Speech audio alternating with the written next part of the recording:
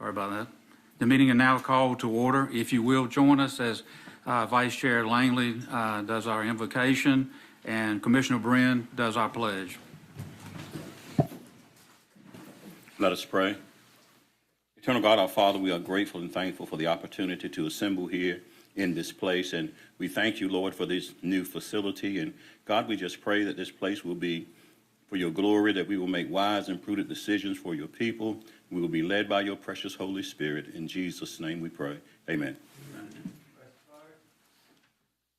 Allegiance to the flag of the United States of America and to the republic for which it stands, one nation, under God, indivisible, with liberty and justice for all.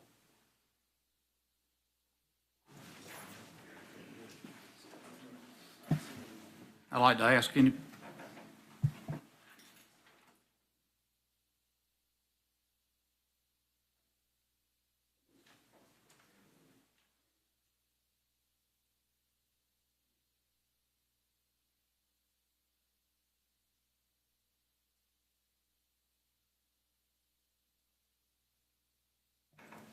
At this time, I'd like to ask if any of the commissioners has any type of conflict of interest with tonight's agenda. Hearing none, we move forward. I'd like to have a motion to approve tonight's agenda. Mr. Chairman, Yes. I have something to add. I'd like to add the Brenda Hamilton, I'd like to add the Brenda Hamilton incident. There are a lot of questions from the public about this, and I think the commissioners need to get into it. That's a motion. Second. Discussion? All in favor? We'll add that to the first item under decision, so it would come number one. Mr. Chairman, Yes. if it's in order, I would also like to add an item to the agenda in reference to a local bill that was introduced in North Carolina House of Representatives by our legislator. Second that. Second. All in favor? That will become the new item number 2 under items for decision. Any other changes to the agenda? Motion to approve the agenda. Second. Second. All in favor, please raise your right hand.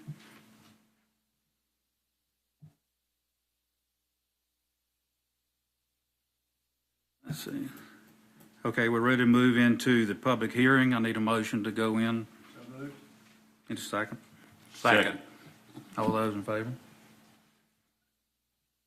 Raise your hand, just get the rest of that word. Okay, Ms. Robbins. Good afternoon. The public hearing is for a petition to name a private road. This is a new easement approximately 300 feet in length off of Mill Road, which is approximately 1,100 feet from the intersection with Highway 17 North, and is north of the city of Washington in the old Ford area. Ads were run in the Washington Daily News for the petition and public hearing. They were run April 23rd and April 30th. The petition was submitted by the property owner, Jeffrey Harrington. He's proposed 3 names, the first being Old Ford Lane, the second Harrington Lane, and the third Buck Avenue. There were no issues found with the first proposed name, and staff is recommending Old Ford Lane. I'll be happy to answer any questions for you.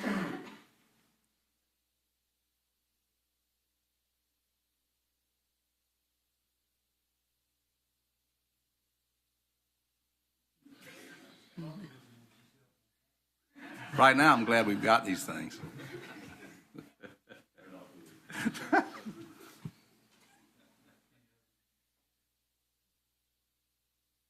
Is anyone in the public that would like to come up and? Hearing none, need a motion to come out of. Motion to close the public hearing. All in favor? Okay, we're up for public comments. Ms. Mish?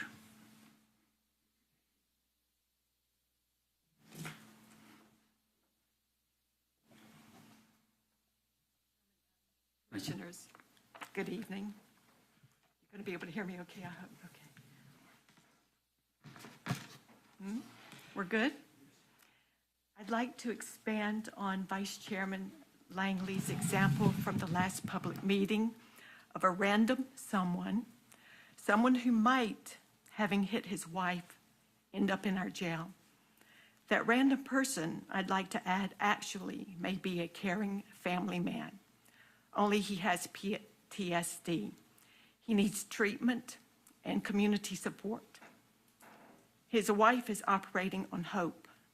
When his wife wants to bring their 2 children to visit him, she learns only she is allowed to visit. This man's civil rights have now been violated when his children cannot visit due to the security and safety restrictions predicated by our antiquated jail. A federal civil case soon filed by this man does happen to have that one word mentioned in April by Vice Chairman Langley. It is the one word that makes the difference in the courts, bringing untold costs and damages to be paid by our community. This man's rightful actions also caused the federal government to step into our community to build a jail with their control, to their specifications, and at our cost. Can we speculate the enormity of that cost? We heard in the last meeting, we don't want that to happen. I'll continue. We need to keep our integrity, build a facility to our own requirements, a facility functioning in response to one of our community's most fundamental needs. We determine for ourselves how much and for what we want our investment to be. Commissioners, at the adjournment of our last grand jury session, I asked my grand jury colleagues for 2 minutes of community time. I'd like to share results and the comments addressed to you from a 2-item survey. I made no comments about the issue prior to or after the survey. I've given these signed, dated originals to Ms. Mosher. 1, have you toured our jail? And 2, please state any comments you have for the Beaufort County Commissioners about our jail. One of the few of us left serving and about to complete our term, 2 of us recused, leaving 5 of us to say yes to having toured the jail, and 4 of the 5 having made comments to you. They are: 1, our jail needs to be reconstructed. 2, the conditions of our jail are inhumane! 3, it is atrocious and needs replacement. It is very costly and embarrassing for Beaufort County. 4, they need to build another jail for the people and a kitchen for the inmates! Let me clarify the last comment. Jail constraints necessitate the delivery of all meals in coolers that sit on the floor, with lunch being held over from the morning delivery. We do not know how well the required food temperatures are maintained. This is in an open alcove type area called a kitchen, with no characteristics of a kitchen except a sink and the coolers with the food in them. Of the 8 most recently seated grand jurors, all answered no to touring the jail, and none had comments for you. Does this simple survey give insight on the topic and of our Beaufort County citizens? Anyone with personal contact and understanding will likely agree we need a new jail, and just maybe those unaware of the nature and depth of our jail problems need to be informed. Commissioners, with all of us going about our lives, busy working, raising families, doing what it is we do, we hardly know the scale of the work you are doing on our behalf. We elect you in good faith, sirs. In faith, you will do what is best for our community as a whole. This train wreck of a jail needs to be stopped. We need you to take the lead. Make the motion yourselves to vote to build a new jail and one on our terms. Ms. Mish, Okay, thank you. thank you. Thank you so much. Please remember that we try to hold your comments down to 3 minutes. Dot Mode, is she here? There she is.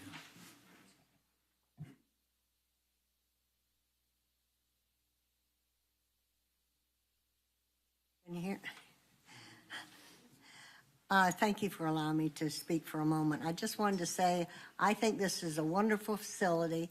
You all look very handsome up there, and I wanted to congratulate whoever was in charge of getting this repaired, upgraded, and the whole thing. And I like the fact that we have the cameras on so we can get it on TV here.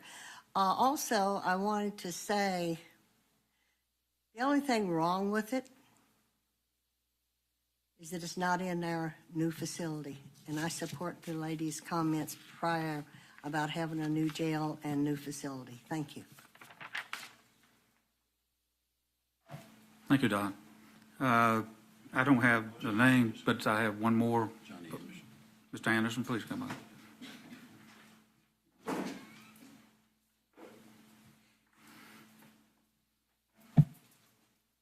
Thank you. As many times as I have been, I would think that you guys would remember. But anyway, my name is Johnny Anderson.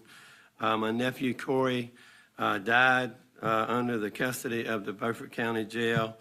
2 days from now will be the 2-year anniversary, May the 8th. The family's been asking since May of 17 for the sheriff to explain why he didn't call or notify Corey's parents.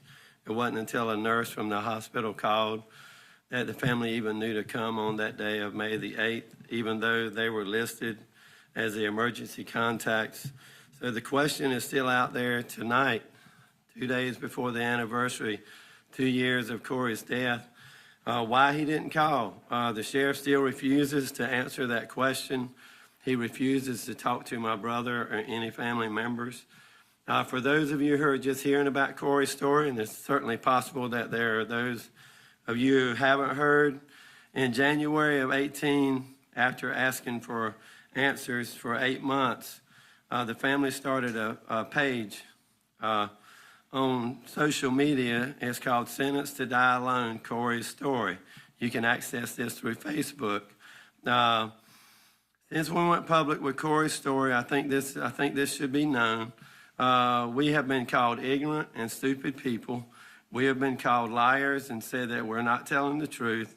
It's been said of some of our family members that we haven't even grieved Corey's death, that we're just out here chasing a dollar. Nothing could be further from the truth, and nothing could be more hurtful or concerning than statements being made, especially when it has to do with my nephew dying in the custody of the jail. It had been said that after the election that we would go away. We're not going away. I'm not going away. My family's not going away. Family members have been blocked from the official Beaufort County page that everybody should have access to. We still haven't received public records requests that have been made to the sheriff since all of this has happened.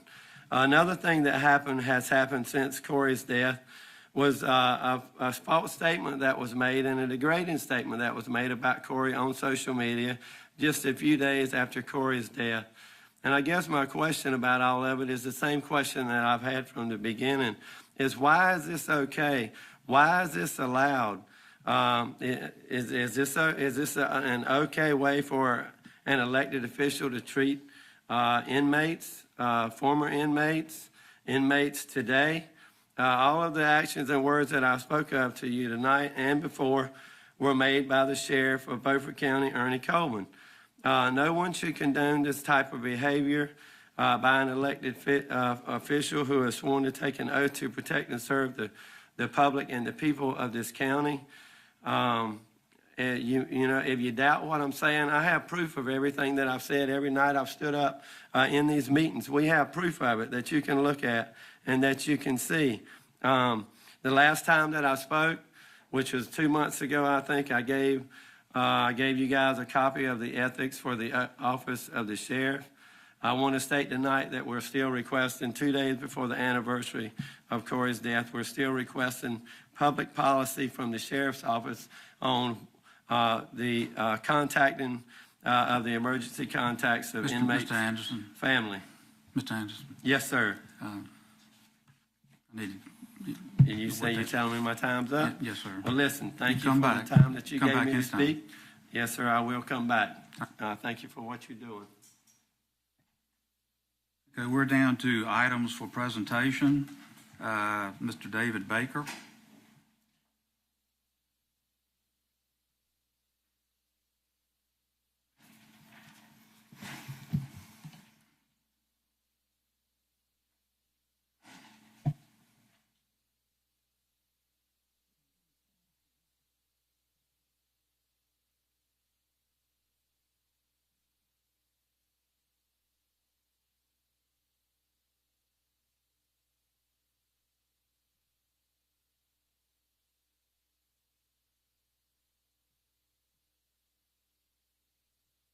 Good evening.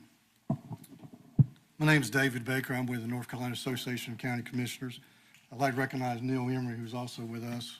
I think y'all know Neil. I think he came down and talked to y'all when you first asked for the association to put together a task force study for the county to look at both the assessor's office and the collector's office. The report has been written. It is in our hands of our communication staff at the association to edit it and clean it up and, make it presentable, that kind of thing. All the actual work on it has been completed. I hope to possibly get that to Brian next week so that he can, get you a copy of the full report. It is a very detailed report. It's a very long report. And I think the task force did a good job putting that together. So we'll definitely work on that. Is this up there, Brian, or? Okay.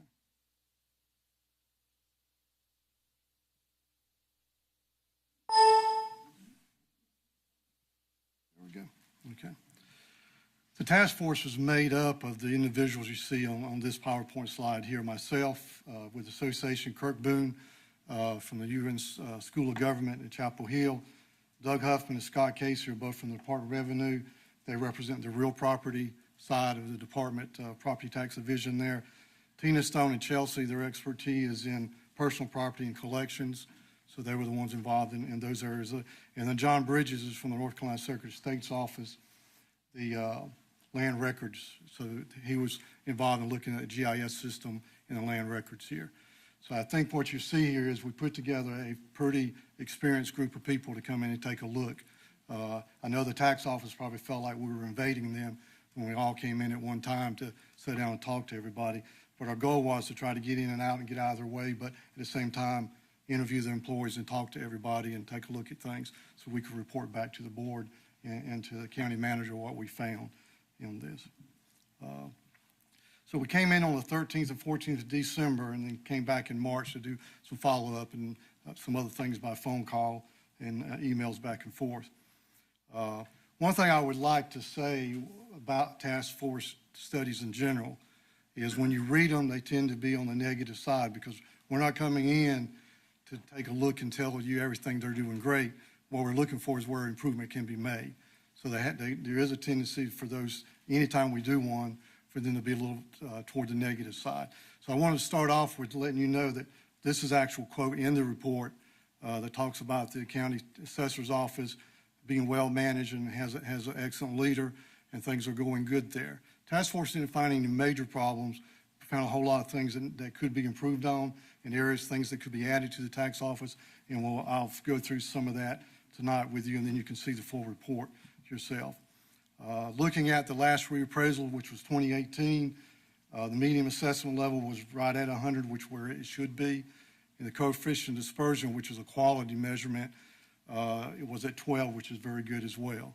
So those statistical numbers look very good as far as Beaufort County's last reappraisal goes. Now, that's not to say it was all done correctly, because that's never the case. There's always issues with reappraisals. You try to get them better every time you do one. On the collector side, The task force came away with very positive takeaways. It's a very hardworking group of folks over there. Your collector does an excellent job as well. So we feel pretty good about what's being done overall. And like I said, now, in a minute, I'm going to go into some recommendations to the board, which will show some areas that need to be worked on and some things that need to be done. Your collection percentages, this is 2013 to 18. You can see where it has improved quite a bit over time, which is, again, a good testament to the job your collection office is doing here for the county. You have some really good employees in your tax office, both on the collection side and the assessor side, and they're dedicated, hardworking folks. One of the things that we picked up on, and what I'm going to talk about right here for just a second, is looking at the tax office structure as a whole, not one office versus the other, but as a whole. And what we found in talking with the employees is there is a disconnect between the two offices that needs to be worked on. And the report talks more in detail about that. I think the task force felt like, based on the feedback from the employees on both sides, that things could be done a little bit better and they could work together a little bit better than what's currently going on. And again, the task force goes into more details on that. That's an area where improvement could be made. Right now, as y'all well know, you have a appointed assessor and appointed collector. Some counties operate that way. Other counties operate with one person being both. Okay, so the task force does not come out and say what Beaufort County needs to do on that subject. That's really a decision for the board to make. It does lay out the pros and cons of both. Okay, and there are pros and cons of both of those, and the report lays that out for you. So hopefully that will help you make a decision as to what you want to do. Now, the recommendation on this part is basically that the current administrative structure needs to be reviewed by the board and the manager and all that taken a look at. And of course, that's the board's decision on how they want to move ahead with the offices, whether to keep them separate or put them back together. I know one time y'all had them together, and either one works fine as long as everybody's working together with each other. Yes, sure. Would that be the title of tax administrator? Yes.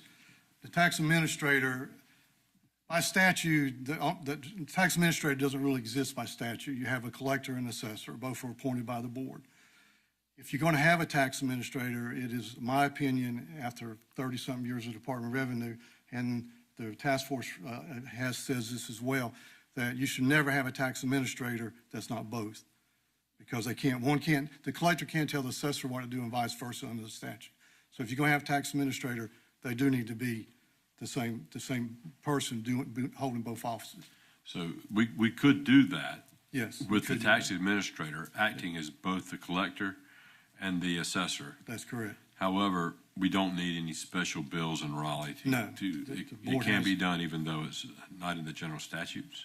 Yes, that's correct. Okay. Yeah. There is statutes that allows the board to instruct the manager to, set up the structure of a tax administrator, Okay. but it's not an appointed position So the administrator would answer to the manager? Yes. Okay. That's correct. Yep. And that's why most counties that have a tax administrator, that is the flow of chain of command, is the tax administrator to the manager and then to the board. And that works. I think that's a good structure. At the same time, having a separate assessor and collector works fine in a lot of our counties as well. So I think either structure can work and does work well in a lot of our counties across the state. These are some things that the task force you'll see in there that both offices needs to work on a little bit, and that is having a clear vision and a mission statement, standard operating procedures, succession plan and knowledge transfer plans. Any organization needs to be able to continue if someone retires or leaves. So you need to make sure you put things in place to make sure that happens. And that's what these bullets here talk about in the task force study. Now, what I'm going to go over right now is there's a lot of recommendations in the task force study. What I want to cover with the board tonight fairly quickly are those things that may take funding or may take some decisions by the board. There are a lot of things in there that are really more of operating type things that the county assessor and the county collector need to read and put in place. But there are things that the board needs to be aware of that are in the report, and you'll see that as we go through. From a facility standpoint, your facility over there is good. We do think that on the assessor side, and then we're talking about the assessor side to start with, and I'll get into the collection side. The area there where in the main part of the assessor's office, those employees are sitting with their desks right next to each other, which is not a good work environment. You can imagine if you're trying to talk to a taxpayer on the phone here and this person over here is doing the same thing, that's not a good work environment. So I think that the task force felt like that needed to be looked at, and somehow that was structured different, maybe with some cubicles or something where those employees have a little bit more privacy and could function better and serve the citizens a little better. And that's what we talk about here. A little bit of concern about physical barriers in today's world, unfortunately, that we live in. There probably needs to be taxpayers and citizens, while we want them to have access to our employees and everything, we also don't want them just to be able to wander in and walk where they want to. So there probably needs to be some physical barriers looked at there on the assessor side. Alarm buzzers as well. If someone needs, if taxpayer comes in or citizen comes in or something happens, then there's a panic button you can push and the sheriff's office comes over. A lot of counties will have that installed and put in place. I realize here the sheriff's office is right next door, so they don't have far to come. That's very true. But you still have to get them there. Okay. And we want to make sure the task force always want to make sure that all the CPR equipment is there in case something happens to an employee or one of your citizens, and the task force talks about that as well.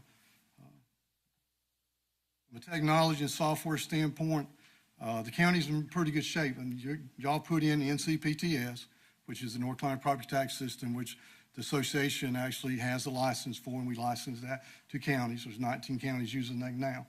There seem to be some issues around the use of it, and what the task force recommended is that the county, Farragut, and myself from the association have a meeting to try to work out any things that are not working well. So I'll be setting that up and making sure that everybody gets what they need from that standpoint. There's a couple of other applications, and a couple of these are called, one of them's Deed Sync, one's Address One. There's another one called Partial Sync, which helps the county use NCPTS better. Those have not been funded at this point, and the task force talks about that, and those probably need to be looked at. But I would not go down that road yet until we have that meeting and make sure that that is what the county needs. We need to have that meeting with everybody to make sure that the system's being used to its full capacity. There's a couple things here that are probably down the road, but mobile assessment solution is I take this to the field and I do my field work on it, and it uploads into the system automatically. That's something a lot of counties are going to. It saves time. It makes it more efficient. Having an online business where businesses can go online and list automatically feeds in where you don't have to key it, so you cut down on errors. Those are things that are recommended as well. As far as training goes, there just needs to be a good education plan put in place to make sure that your employees are trained, and then that plan is funded by the board. And again, the task force study talks about those items as well. We looked at the real property thing, part of the office, and one of the things that we don't see being done enough, and this is not unusual for counties, because a lot of times there's resource issues. You know, you can only do what you can do with what you have. There are some things by statute, which is doing a 1/8 review of exemptions, exclusions, present use value. Those need to be done. They're not necessarily always done because of the lack of resources. So that's an area I think that the board and the tax office on the assessor side needs to look at. There is a recommendation in there that a chief appraiser should be added to the staff. So you'll see in a minute when we talk about your number of employees and where the task force felt like additional resources were needed. From a reappraisal standpoint, the task force study does say that they feel like Beaufort County should move to a 4-year cycle instead of an 8-year cycle. Now, how quick you do that is really up to the board. You know, by statute, you don't have to do it except every 8 years. 8 years is a long time, and that's not really what the Department of Revenue recommends, 4 years, and we're trying to get counties to go to that. You also have to determine in this process, are you going to continue to outsource the reappraisal, or are you going to develop an in-house staff that can do it in-house? And that's, again, you'll see that in a minute on the structure. On the business personal property and personal property side, One thing the county used to have that they're not doing now is an audit program where you audit your businesses. At one time, y'all outsourced that to a company that did the audits. I think it was it was a good source of revenue for the county, but that's not really the purpose of doing it. It's just to make sure everyone pays their fair share and it is treated fairly. So the task force does recommend putting that audit program back into place in the county. Same thing here with compliance review of exemptions and exclusions. This is your current structure in your tax office today. And again, the task force has this in there. The recommendation is to add 2 new employees on the assessor side, a chief appraiser and a tax customer service representative is a title that the county uses for these type individuals on the real property side. You have several of those on the personal property side. This person would help with those reviews of the present use value, exemptions, and exclusions. So that's an area there. So the recommendation from the task force, if you're going to outsource your reappraisal, which means you're going to continue to hire someone to do it, then these are the 2 positions that the task force feels you need to add over time. Again, how quick you do that would be a board's decision, of course. Now, if you're going to try to do an in-house, and this should say in-house, that's a typo there on my part. Option 2 here is really for an in-house reappraisal. You basically going to have to beef up your staff quite a bit. You do not have enough of people on staff now to do an in-house reappraisal. You would have to add a chief appraiser, 2 other real property appraisers, and again, that tax customer service representative. So if you do an outsource your reappraisal, you look at the task force is recommending adding 2 positions to the assessor side. And if you make the decisions you're going to have an in-staff, in-house reappraisal done, then you would need to add basically 4 new employees. Okay. Land record side, nothing major here, just that you need to make sure that your land records people continue to get the education they need. And we also need to work with the software vendor on some issues around the software that we talked about a while ago, and we'll be doing that. On the collector's office side, these are the things that we looked at. Collection office has done a really good job of cross-training their employees, but getting feedback from employees, it also appeared, though, that that needs to be looked at, where you've got everybody at different pay grades, but everybody doing the same work. And a lot of feedback from employees were that was causing some issues, and that's why this talks about here. Talks about the working on the cashiering and phone coverage, and of course, performance management process should be established. Job descriptions should be reviewed and looked at.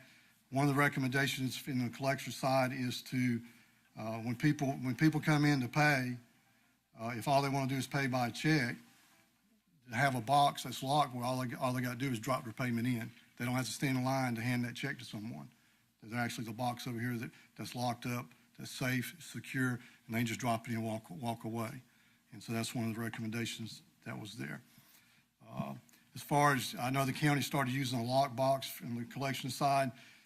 That probably needs to be reviewed at the time the task force study. Y'all were getting just into really using that in December and January. So that probably needs to be looked at to see how cost effective that was and whether or not it was a good decision or not. So that probably still needs to be taken a look at. And here, talking with your collector and the staff there, there was a feel that there was a need for an additional employee on that side. The task force hasn't said exactly that should be done, but it needs to be looked at. Okay. As far as training goes, again, I think the collection side has done an excellent job in training their people and getting them certified. That just needs to be continued. The last bullet here is that issue of aligning what people are doing to what their pay grades are. And there's some issues around that. And that probably would require some additional funds to even that out and straighten that out. But the cross-training they've done is excellent. But I think it also has caused some problems as well with some of the staff. Technology-wise, extend online payment service to include electronic check option, outfit the cashiering stations with, basically what happens right now, if I come in and pay with a credit card or something like that, I've got to hand my card to the staff. And it'd be a whole lot better if the person can just, like you do at Walmart, you stick your card in there and it's taken care of. That would be safer and more secure for everybody, where the person's not handing their card to someone. Okay. Website needs to be revamped and worked on as well. It's a little out of date, and it's also not really clear at times on the collection process. These are two things that was picked up on by the folks who reviewed the facility on the collector side, but these things have already been taken care of. But I wanted to point them out that they were identified, and that your collector went ahead and was proactive and took care of these two areas here, making sure that all the drawers had locks on them. People walk away, it's a policy that's locked. You don't want a drawer being able to be opened up by someone other than the person that's assigned to. And that's just a security reason. And the security cameras have been installed now where they need to be. So that's a positive, very positive thing there. Alarm buzzers, again, some cubicle-style workstations could help that office function a little bit better as well. And your workstations up front, your employees are constantly having to go from their desk up to collect money. And if their station was right there in front, where they didn't have to get up to go back to their desk to do other things when no one's standing there, then that saves time as well. So if they're sitting there working and someone walks up, they can take the payment and move on. They don't have to go back and forth. So I think that's recommended to make a physical change there as well. I know that's a lot in a hurry in a quick amount of time. I asked Brian how much time I had, and he said 10 or 15 minutes. So I'm not sure how I am on time. But let me say this from the association standpoint. I feel really good about the task force study. I feel good about what y'all do down here in Beaufort County when it comes to your tax office. I'm available once you get the report and you read it in more detail. I'm always available to come back and talk with the board again. If you need to call me and you want to talk to me individually, feel free to do that. Brian knows how to get in touch with me, and be glad to work on this with y'all any way we can. What we would like to do is probably a year from now, be able to check back in and say, you know, what has been done in the task force, that report that was recommended. There's a lot in there. Obviously, the county can't do all of it at one time. You just have to look at it and decide, here's where we need to go, and kind of pick and decide, this is where we want to be 5 years from now, and how do we get there? You know, so we're available. I'm available. Please give me a call at any time to talk about the task force. So I'll just take any questions if you got any about it. Well, let me just say this, Mr. Baker. It's a very, very informative presentation, and we appreciate all the information that you've given to us to take a look at. Anybody?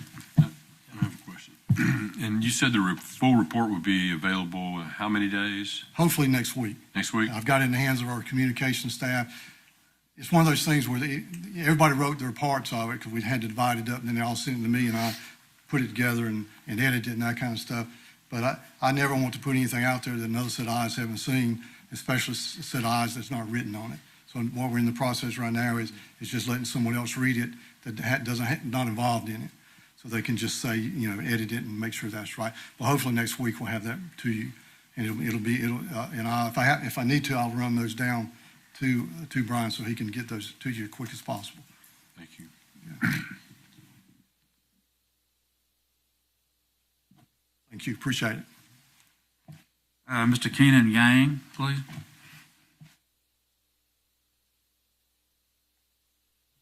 Bear with me.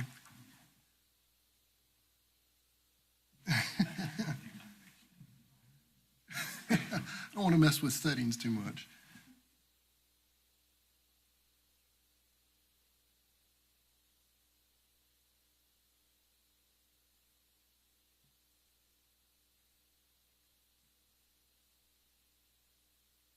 Good evening, Mr. Chairman, Mr. Vice Chair, distinguished members of the board.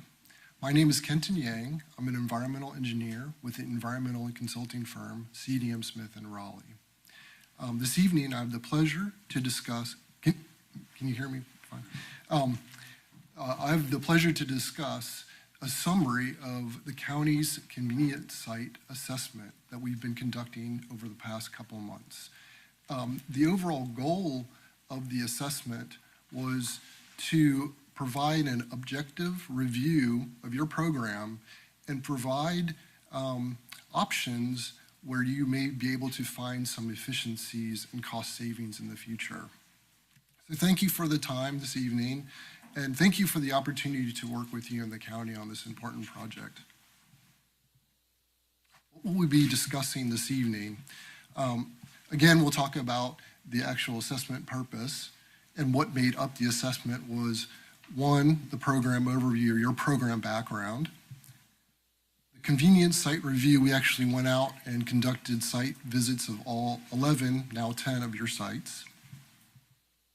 From the background and the site review, we are able to develop some potential program recommendations. We'll also talk about preliminary improvement costs. We'll take those high-level program recommendations and assess a potential cost savings if you were to elect to move forward with them.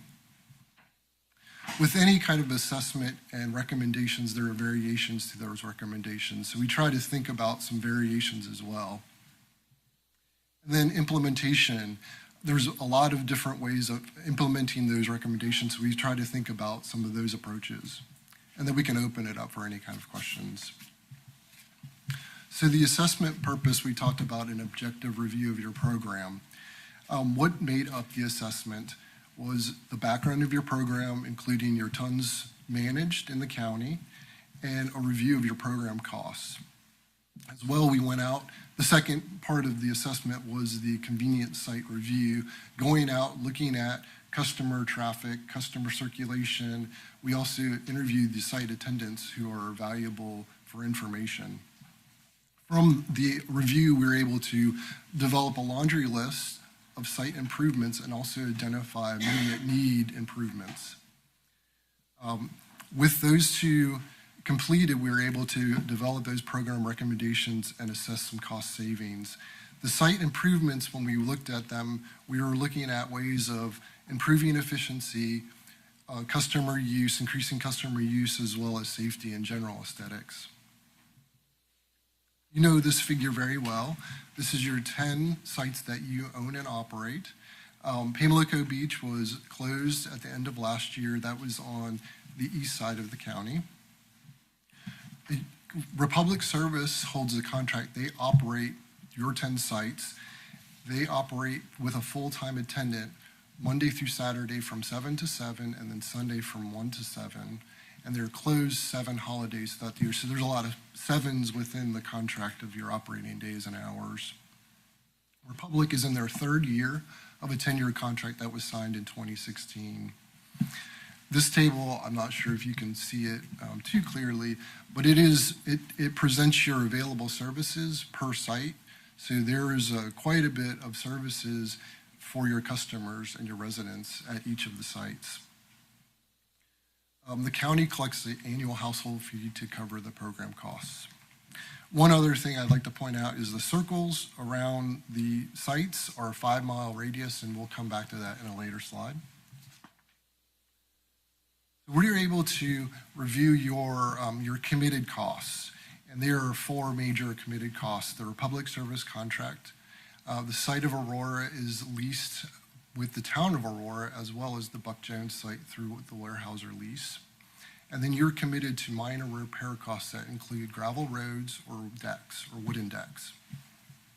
So your committed costs are typically $1.15 million per year.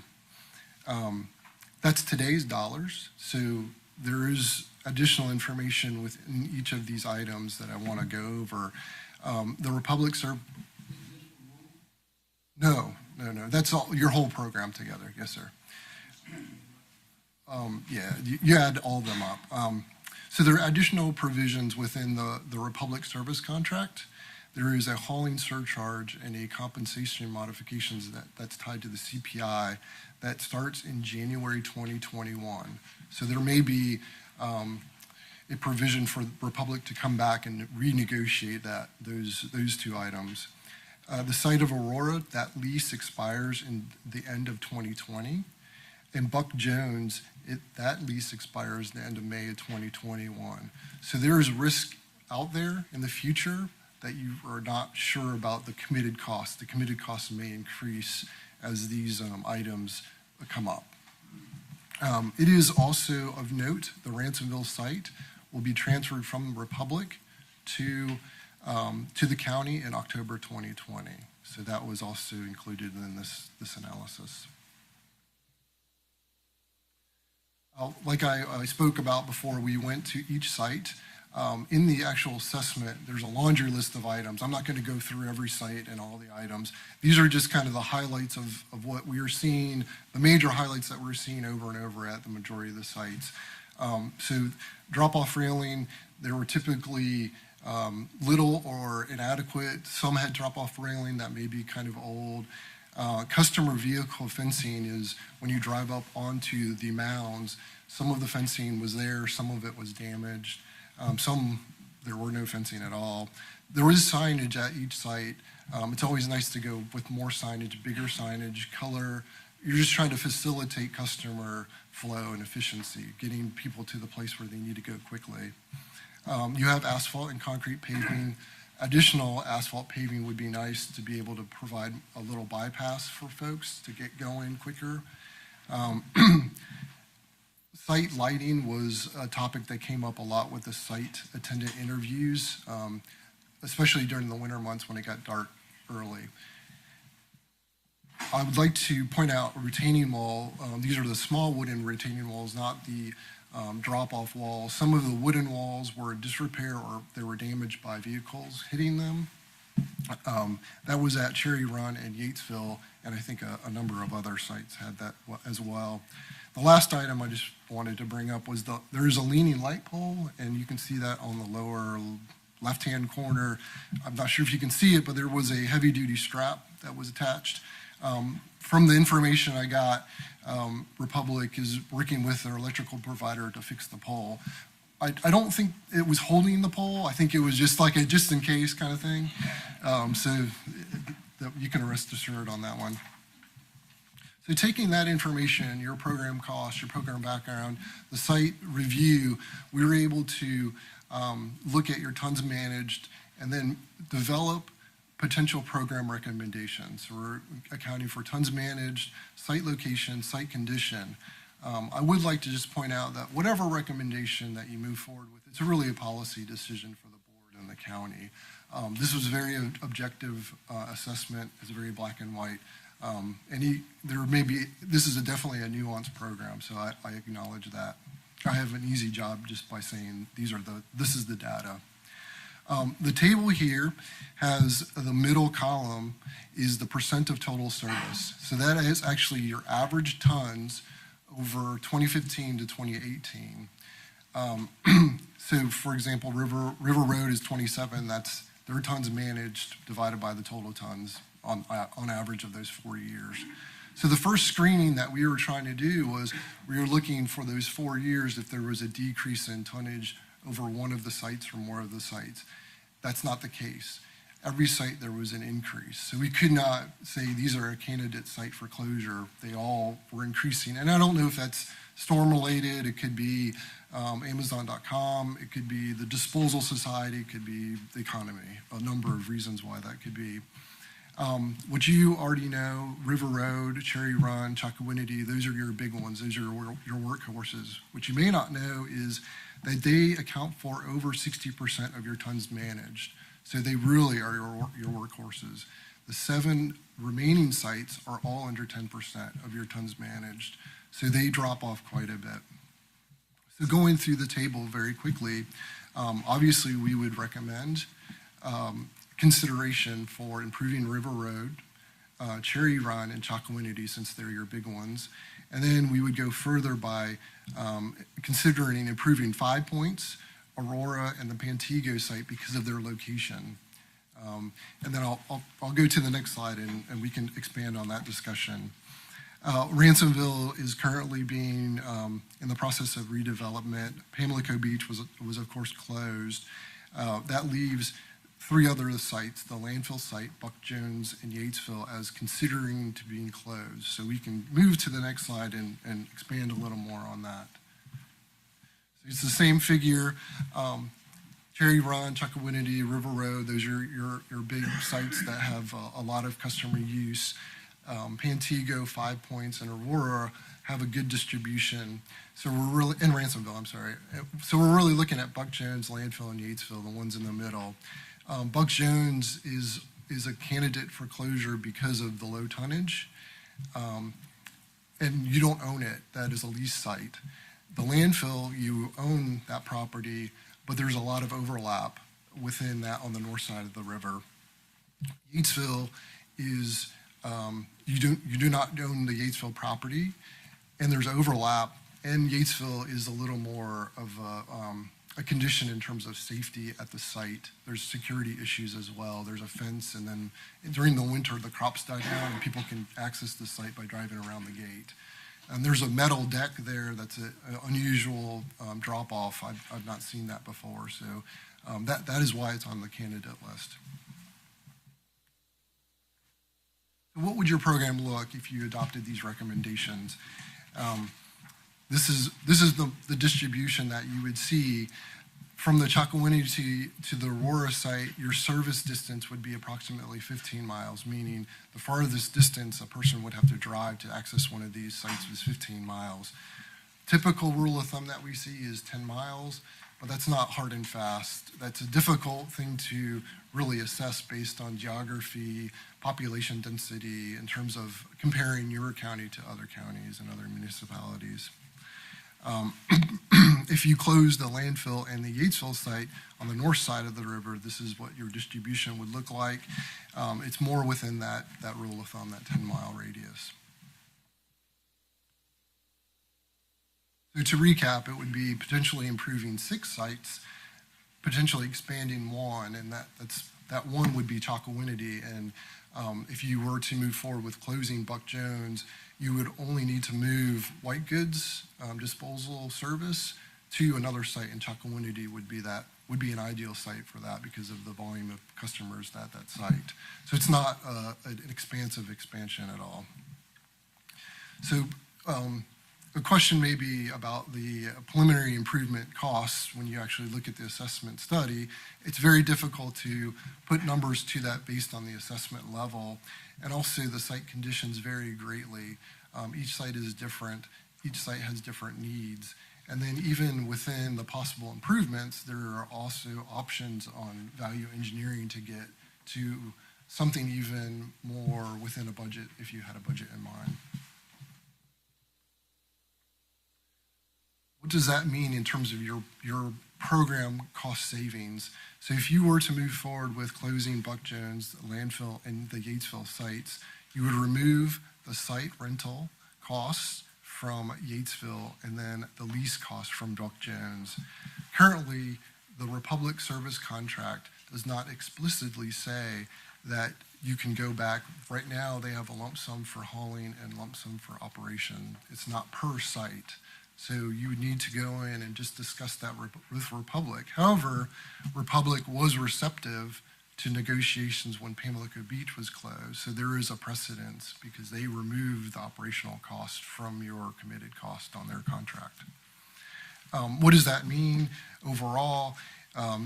If you were to move forward with those recommendations, it would be a reduction of cost of over 10%. It would be about 14%. So you would be at that 1.15, and now it'd be under $1 million. It'd be about 985 if you were able to move forward with that. So I talked about variations to the program recommendations. So those were very high-level recommendations. So there are a lot of things that you can tweak underneath that, and it's nuanced as well. So there may be a reason to keep the landfill site and the Buck Jones site open. If you do elect to do that, maybe you reduce the hours and the days since they are your slower sites. Even the balance of the other 7 that are lower than 10%, you could do the same thing for them as well, even if you keep them in your program.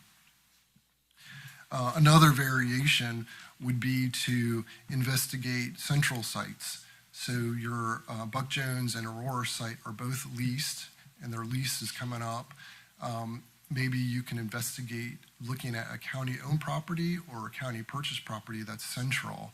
And then you are putting your program at that location in your own hands. You're not at the whim of the leases. That's the same scenario for Pantego and Five Points on the north side of the river. They're both leased, and if you're able to locate a property and you can develop a new central site, we're not talking like a mega super center site or anything. These are your slower sites anyway, so you would make it comparable. This is one implementation approach. This is kind of further down the line than right now, but I wanted to put this in your mind as well, and this is some stuff that came up as we were developing the assessment. The main takeaway from this is it's always better to keep services available to customers and close sites if you want to improve them. So move forward with any kind of improvement, close the site, let a contractor go in and do the improvements and then reopen. So for example, if you move forward with any type of recommendation, you could improve River Road, you could improve Ransomville and Aurora, the green sites, and then you can divert customers to the other sites around there. So you're always maintaining service, but you're not mixing construction with customers. That's always a bad idea.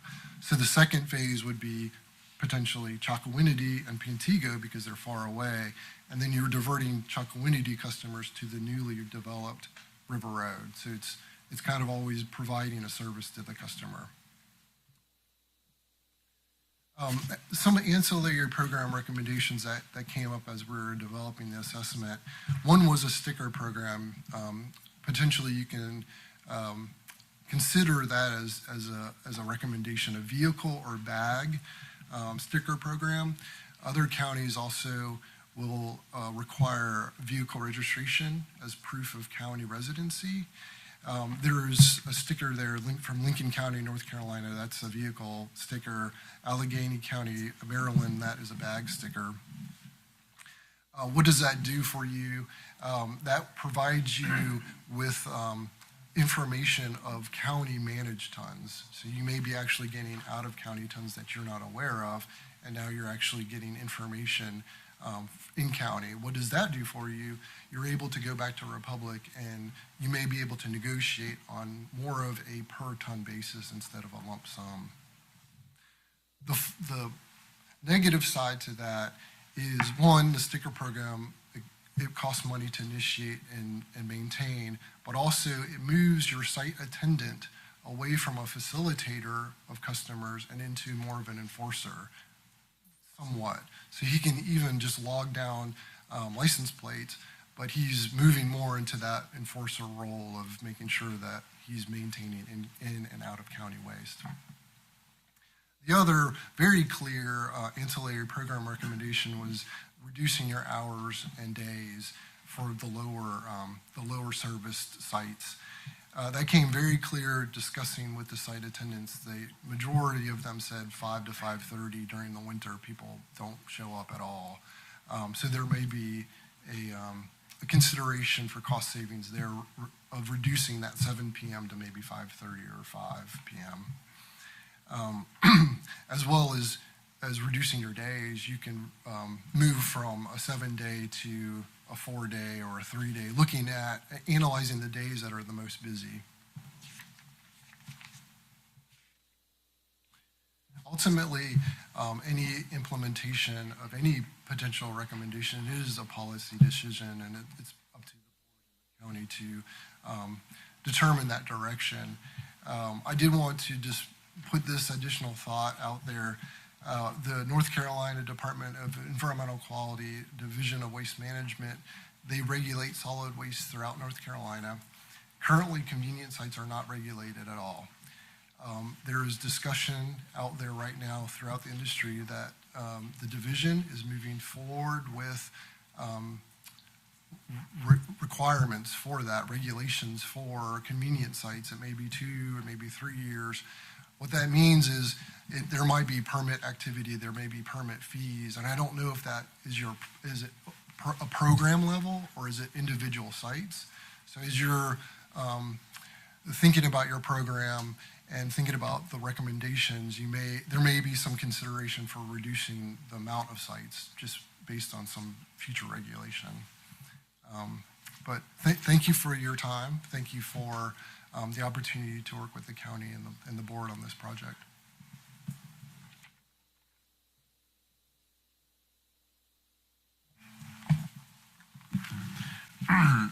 Excuse me. I have a cold. If we are to close these sites, I listened to you intently, and you made some good suggestions. But I know what will happen in Beaufort County. If we start closing sites, people are going to be dropping trash along the road conveniently. It's happened before. It'll probably happen again. Hopefully, I wish people wouldn't do that. But what I have found over the years, more sites are better than less, regardless of the cost. So is there a plan where we could establish better sites where the sites are now, keeping as many sites as possible and making them more efficient, quite possibly also going with the coupon program, which a lot of counties do. And a lot of people are dropping trash in Beaufort County from other counties because we don't have a coupon plan. Did you find that out to be true? In terms of the coupon program? That we're receiving more trash and debris, more refuge for... from out of county? Yeah, from out of county. I'm not sure. I speculate that that's probably the case, but I wouldn't know. Part of our assessment was we didn't stay there during the busy days and interview people, customers coming in. We've done that with other types of studies before, but this study, we did not do that. And even at that case, they may say, oh, yeah, I live in Beaufort. Yeah, I've heard that Aurora gets a lot of refuge from outside of the area. Yes, So does Cherry Run, and so does Chocowinity. Right. I would imagine so, just because it's free. Yeah. Come across and disposal is free. And quite frankly, the services that you provide are pretty varied. It's nice to come to one site and be able to take care of a lot of whatever they're collecting at their home. It's a lot for the commissioners to chew on as we go into budget session. Commissioner Waters? It's one of our biggest costs. Thank you, Kenton. I too agree that you spent a lot of time on it, and you know probably more about it than any of the commissioners know. One of the things that I noticed is we only have 2 sites for electronics in the county. And that's a question I get asked almost on a daily basis is where do we take our old TV or anything electronic? Do most counties have more than 1 or 2 sites for electronics? As you'll see across North Carolina, every program is so different. You will see that specialty waste like that will typically be like sites. You will only see that. I don't think it's 100% like electronics or even, I'm surprised that used oil is at every site here as well. But you'll see that typically, especially electronic waste, is usually not in every every site within a county. The other But comment. that doesn't mean you can't add that. I mean, that's not a hard service to provide. The other comment I have kind of as a tag on to what Commissioner Deathridge said about the trash on the side of the highways. We have that problem right now. So there's only one way to eliminate that. Right. That's to make people put some kind of cover over. I see a lot of people going down the highway with trash in the grocery bags. And the wind coming across the top of the cab of a pickup truck just takes it and puts it everywhere. Right. So that problem is there regardless of whether it's 3 miles or whether it's 5 miles. Right. Definitely. When you look at the cost of operating these and you look at the future, it appears to me that consolidation in the bigger sites that are, 5 to 10 miles away is going to be the way that we've got to go. Especially if the state starts regulating these individual sites.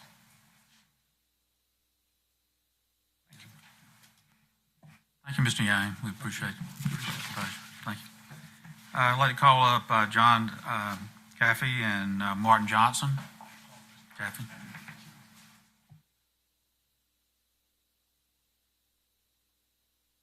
Hello, Mr. Chairman and Commissioners.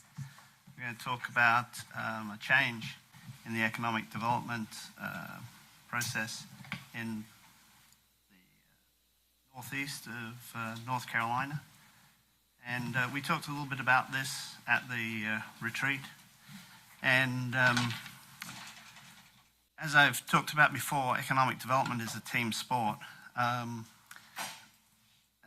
players vary everything from the utilities through community college, school district, and what have you. But there are really probably four main players, and I guess I count myself in that. The county, we've got the state, both as the Department of Commerce and the Economic Development Partnership of North Carolina.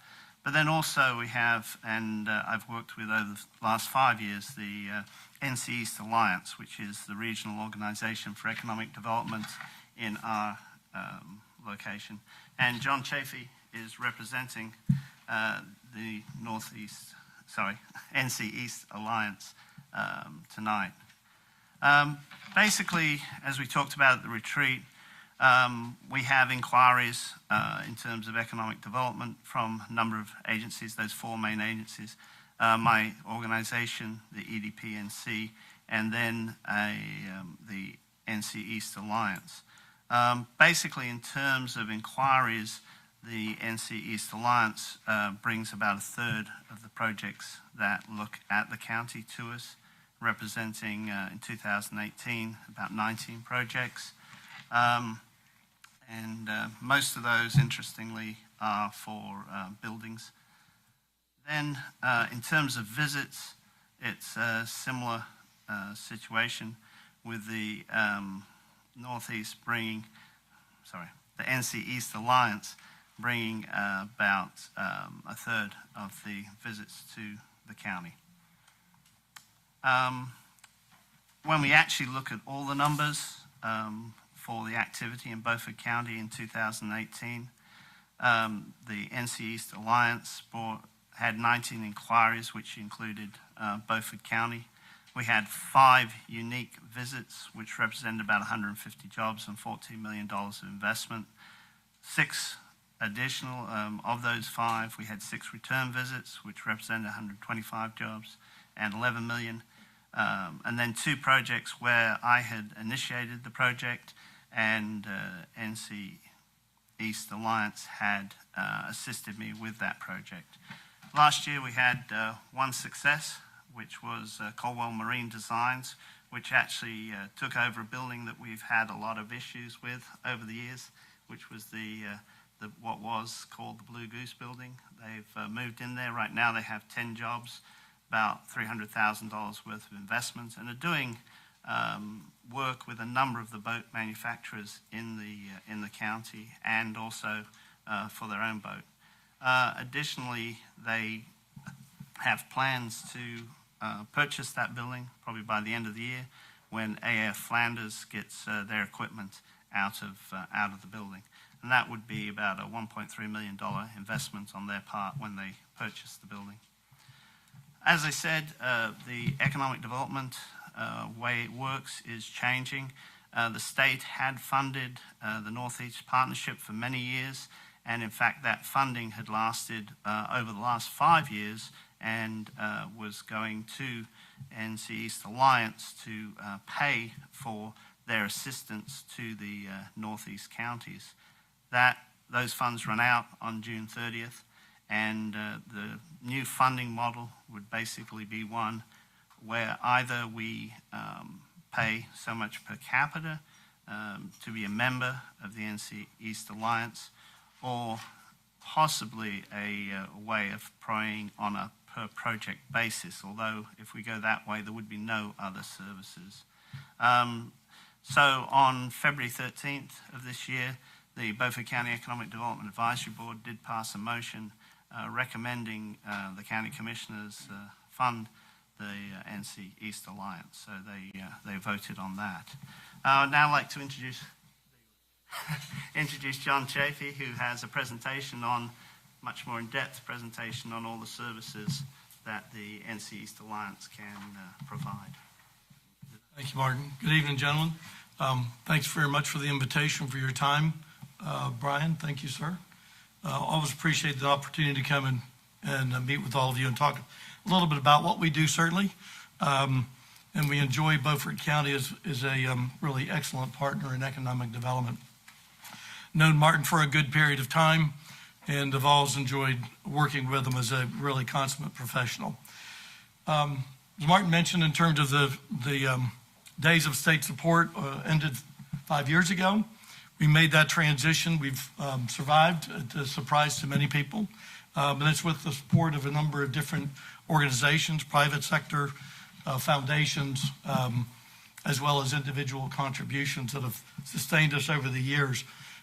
Became with us a little bit in terms of existing funding, as Martin mentioned. We had the same circumstance for our original 13 counties in terms of residual funds that we had accumulated and preserved that sustained us over the past 5 years. We merged with the Northeast in January 2015. So we've been operating as a combined group, actually slightly before that, in terms of working forward in the Alliance. Our mission has really not changed. We narrowed it when we converted over from a public entity to a private not-for-profit. And we dedicated ourselves to really 3 basic things that we thought would help move Eastern North Carolina forward. And those were capacity building, one general topic, capacity building, 2 subtitles there, improving workforce quality. That was done through in terms of a collaborative effort with our workforce development partners, workforce development boards, community colleges, and employers. And then we launched our STEM initiative in 2011. Beaufort County is one of those members of what's called the STEM East Alliance. It's a very important one. I'll just mention one little tidbit. We're getting ready to roll out a new grant from the Borough's Welcome Fund, $1.5 million, be administered by the SMT Center, the state of North Carolina, or the NC SMT Center, targeted specifically for STEM East counties. Those counties are affiliated with that, and STEM West, a similar type of organization that is trying to replicate what we've done with STEM East. And I'll talk a little bit about that again. The other component is advocacy. Needed a regional organization that's dedicated to highlighting issues relevant to Eastern North Carolina, drawing attention to those, recruiting partners to work with us in terms of advocating for those important elements, and making sure that whether it be known across the region that it's important, statewide in the legislature, Raleigh, or in Washington, D.C. As you see, we've championed a number of things. One I'll mention of relevance to Eastern North Carolina, particularly this county, is the dire circumstance we faced with the conditions at the Port of Morehead City. And we heard a little bit about that, and was brought to attention actually by the folks in Beaufort County as the impact it was having on your largest employer, what is now known as Nutrien. To be able to garner regional support, we went through and identified other similar employers across the region. Spirit Air Systems in Kinston, Nucor in Hertford County, Bridgestone Firestone in Wilson, to point out the fact that it was not just a problem facing Beaufort County or Carteret County. It was certainly a regional issue affecting a lot of employers. They were losing money, actually threatened in terms of job layoffs. And so we pulled this to the attention of people, gathered support to impress the legislature with what needed to happen. That's the power of regionalism in terms of where we're better together than we are standing on our own. The other component that Martin's talked about already is lead generation, marketing and lead generation.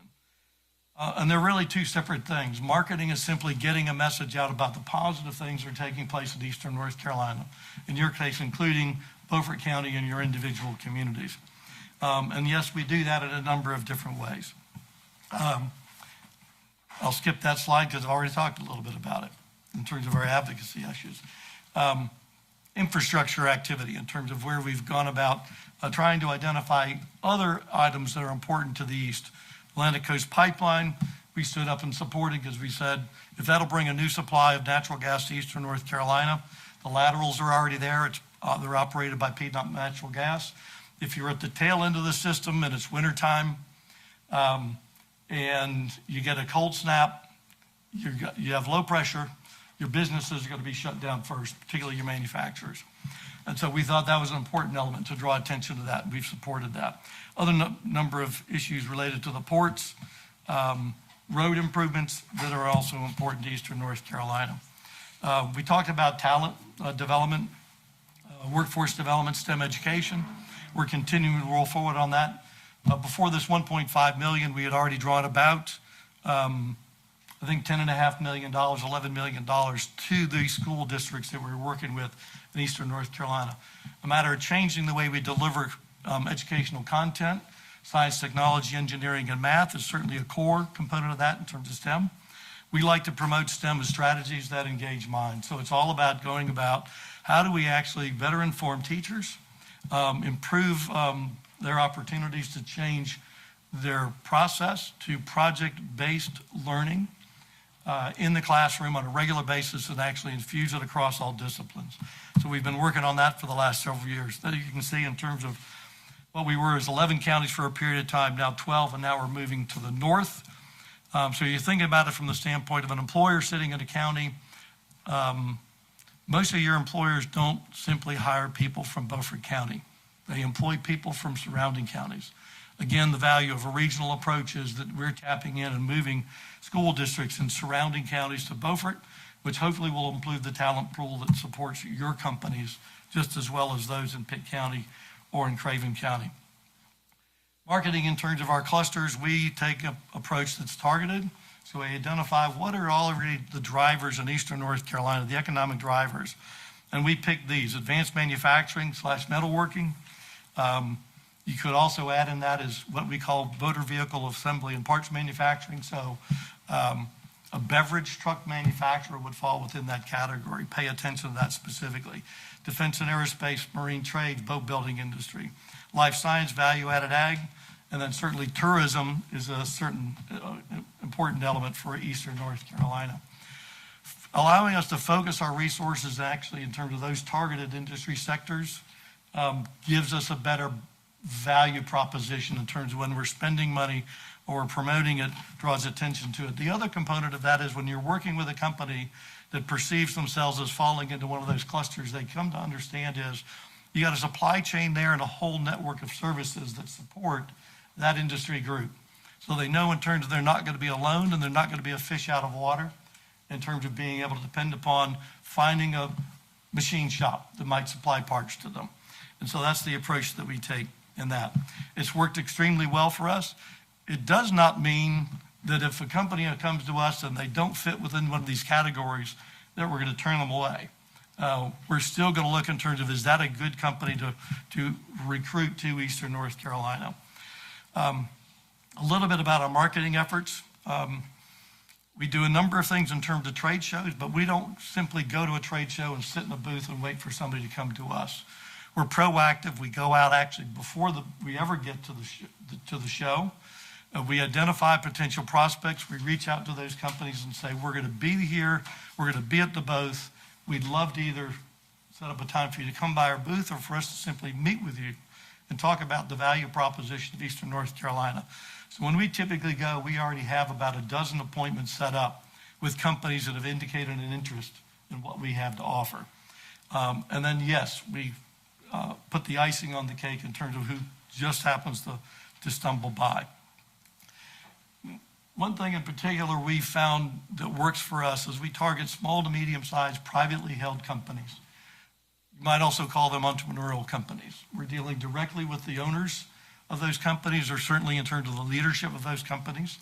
They have a tendency in terms of making decisions partly based on lifestyle, where is it I want to live, as well as in terms of the economics of it.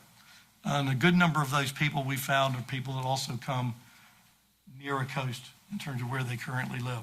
So it appeals to them in terms of thinking about a location in eastern North Carolina. We still don't forget in terms of the larger projects are managed by site location consultants. So we pay attention to them. We want to make sure that they're well informed as to what's taking place in eastern North Carolina. So we keep them on a distribution list, and we go to meetings where they'll be in attendance. We certainly distribute articles. We're always after Martin and your cohorts, his cohorts down here. Send us story ideas. Send us information about what's going on in your community. We'll see if we can't knit a story around that and basically highlight that. It may be around travel and tourism, something related to that. It could be what's new in terms of a manufacturing entity and what special response has been developed within a community to serve and provide support for that company. Anything that's going to help us draw attention to our particular region. We publish a regional economic review every year. We typically go through and highlight, again, what's going on in a particular company. That's in print, and it's also online. So we distribute that widely. But the other thing is we can use that online links. So when we're working a project and we see something that's relevant, we can click on that link and be able to send it to them. About 40 to 50% of our clients come from overseas. It surprises an awful lot of people. But it's typically entrepreneurs that have basically been successful in their home country, and they recognize if they want to be a global player, they need to have a presence somewhere in the North American marketplace. And we're pitching ourselves today and say, come to Eastern North Carolina, and here you can be able to find a home, again, that fits your lifestyle characteristics as well as your business. So some of those newly recruited companies, Martin mentioned one. It just so happens that 3 out of the 4 we've announced over the course of the last 24 months. One was from Australia, one was domestic, 2 were from South Africa. So we've actually developed a nice little pipeline of South African companies. So we are sending Van Rogerson, who I think most of you know. We're sending Van to South Africa this month for about a 2-week period. He already has 17 visits lined up, companies that have expressed an interest in what we have to offer. The nice thing is those 17 companies came to us by referral. So the 2 companies we've already located here, they like it well enough in Eastern North Carolina. They're willing to share their story with their associates back in South Africa and talk about the good experience they've had working with us, working with the people in Eastern North Carolina, and what it's like to start up a business in Eastern North Carolina. So we're going to continue to play for that, and hopefully in terms of pull on those, same thing we hope will happen with the folks from Australia, is they seem to be very pleased with their environment here, with services that they've been providing, and they just like the fact that they're friendly people here. Marketing by the numbers, Martin talked a little bit about it. Here's some others. We typically try to touch at least 100 companies a year and hope that we can convert or vet those, narrow it down, and really target those remaining companies and really press them in terms of visiting. Van Rogerson is really good at that. He stays on the phone quite a bit in terms of talking to people about just come and pay us a visit. And typically, if we can get them to Eastern North Carolina and visit and connect with people, they like it and they'll come back. And we've had pretty good success with that. The other thing I wanted to mention to you in terms of goes beyond the normal range of economic development is something that we're launching this year. We've been working on it for about 7 months. We've got the database set up, and that's actually targeting early retirees. We know that they're actually people retiring and moving to Eastern North Carolina. And we want to get to more of them. And part of it we want to talk to them about is not just simply picking up and retiring to Eastern North Carolina, but is thinking about retiring and starting a business and realizing all the resources that are available to help them start that business, whether it's the North Carolina Department of Commerce, our office, local economic development offices, or local individuals, the SBTDC, Small Business and Technology Development Center, small business centers at the community college. There is a wealth of people dedicated to helping people start businesses. We want to make sure that early retirees, people between 45 and 55, know that North Carolina is a good place to do business. Number 2 is a lot of resources available to help them start.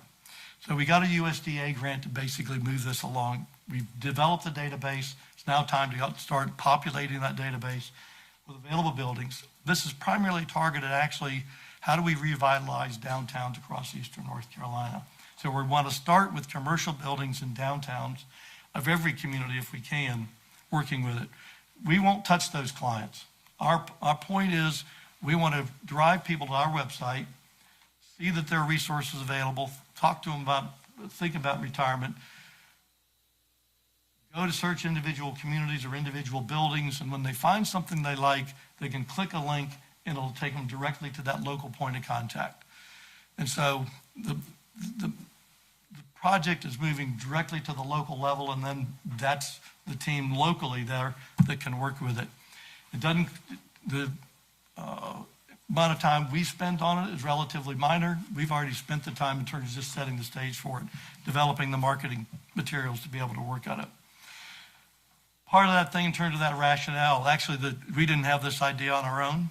Part of it came from the provost of the East Carolina University, and talking a little bit about it in terms of, we put a little spin on it, but started looking in terms of doing some of the research is that people my age, people your age, that are thinking about retiring some earlier, actually are very entrepreneurial.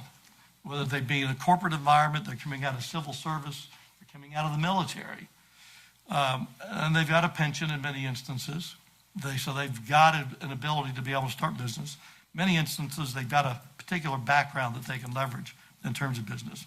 And that's what we want to play off of. So there's expected in terms of a big boom opportunity. Just a matter of it more in terms of entrepreneurship per resident. It is not an urban phenomenon. It is a rural phenomenon. And we talk about the disparity between rural and urban.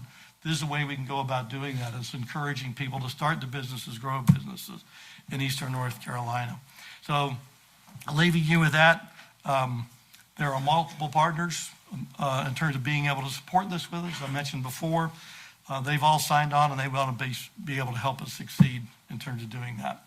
Together we can make a difference. We appreciate the fact in terms of Beaufort County making a decision several years ago to align with us. We hope you'll do that again.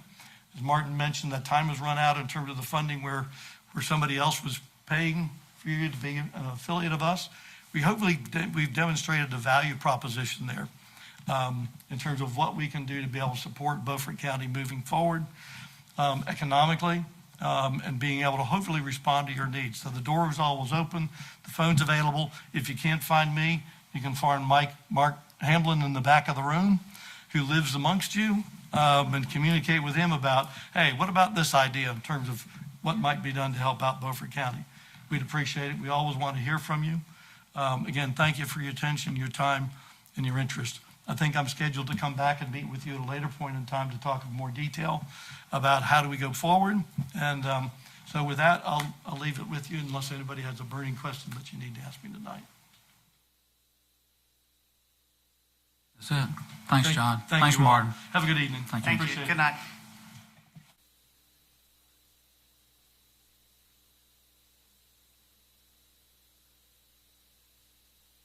All those in favor, please raise your right hand.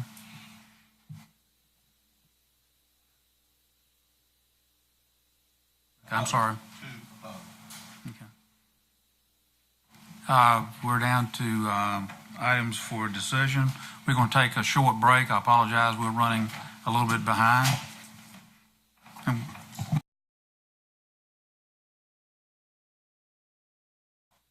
Back from recess. We're down to items for decision. Hood, you wanted to talk about? Items for decision. Oh, Brenda. Oh, yeah. Gee, I wrote that down too. Push my button so you can hear. Brenda Hamilton's situation is the woman who was in her 70s that was killed by animals in the Pungo area at Indian Run.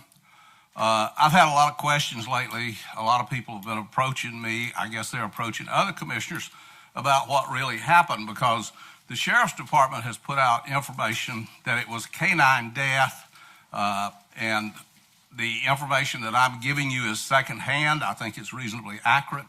About 30-something dogs were DNA tested in that vicinity. No dog DNA has been connected directly to her death. What is suspicious is, and the chief deputy, I'd like for him to come up right now, and he can maybe answer some questions having to do with this. the feds, wildlife, took the first samples and sent them off for testing. After a few days, they brought those samples back and turned them over to the sheriff's department. Now, the woman was found, this is awful, I hate to say it, but a part of her body was eaten by whatever these animals were. There was a neutrino in the road, and it's thought since she was walking in the dark that she may have stumbled over a kill by red wolves or coyotes, and that they thought that she was going to take their kill, so they attacked her. So a lot of suspicious things about this particular situation. A question that I have for a couple of questions for the chief deputy is, number one, is what I said basically correct?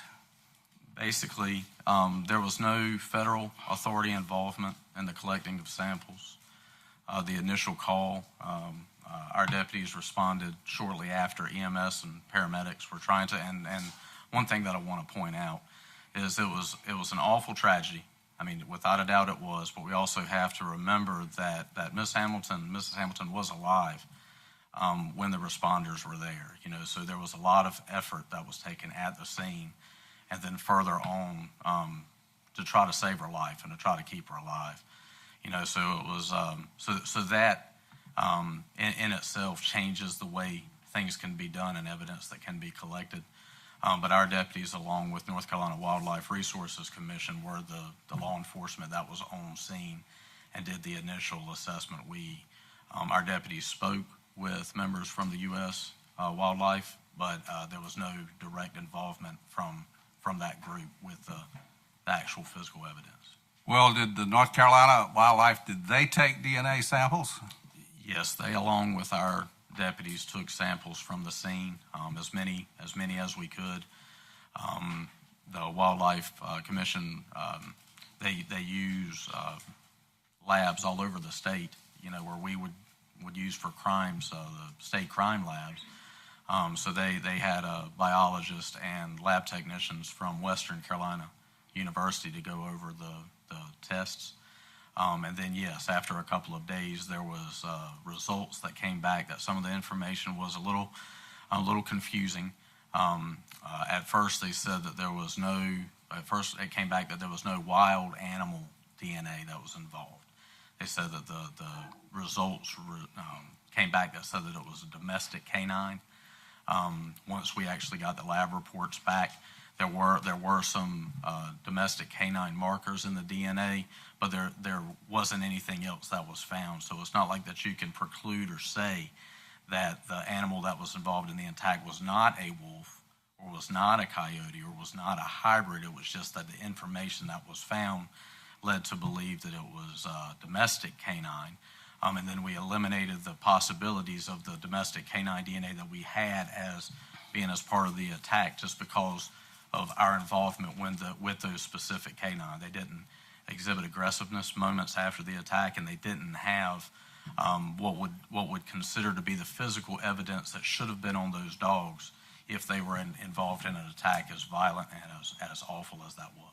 When the first samples were taken, did they split samples with you, or did they just take the samples? No, I mean all of the evidence that was taken had a chain of custody involved with it. North Carolina Wildlife was actually taking the lead on the investigation, and we were assisting at the initial time that the scene was there. This just a couple of days after that, when they saw that the only DNA that had markers that was found in the first tests that were run through were domestic, then at that point, the North Carolina Wildlife Resources Commission backed out of the investigation, turned over all of the evidence over to us, and then after that, it was the Beaufort County Sheriff's Office that was involved throughout the rest of the investigation without assistance from any other agencies. Do you still have that evidence? We do. Did our Sheriff's Department have DNA tests run on the evidence? We did. Are those reports available from both the state and the ones you had run? Yes. And part of the timing of the releases that we sent out to the media was when we would get a batch of tests completed. If we had information, we would turn that information over. And we got a lot of calls and a lot of questions saying what's taking so long. But I'll just bring up to the fact that the test results were actually coming in pretty quickly, especially when you compared that to a crime that would be committed human against human.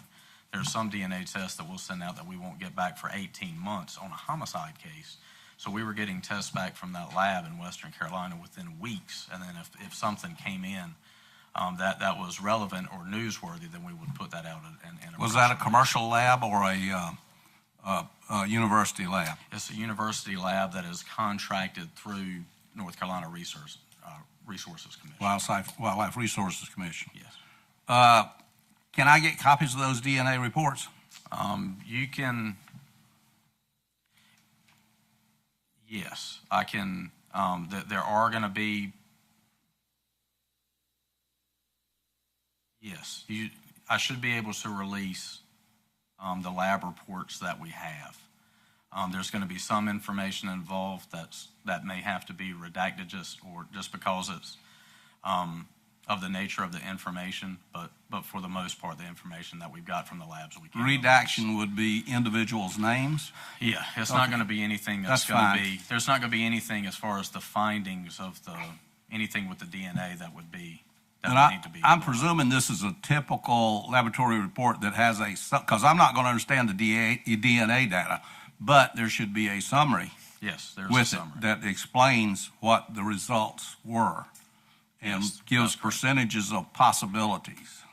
The summary I felt was adequate in breaking down the language from that only a lab tech could understand, to putting it to the point that that people would be able to understand what went on and what the information is there. Well, there are a lot of people that are very concerned, considering the thoroughness that the Sheriff's Department did in examining animals in the vicinity and ruling them out, and still canine covers everything back to wolf. Sure. So it could still have been a coyote or a red wolf. That is absolutely right. And there was nothing that we released. We were very careful with the information that we did release to not say or try to sway any opinion. But we also wouldn't go on a limb and speculate. We would talk about the information that we had and information that we can back up. A lot of people had questions and saying that the sheriff's office was trying to point the finger at the 2 domestic canines that we had, but that was the absolute opposite of the truth. Mm-hmm. We had information that we found that could put the domestic canines that were there at the scene. And then we got a DNA hit that says, yes, that they were there.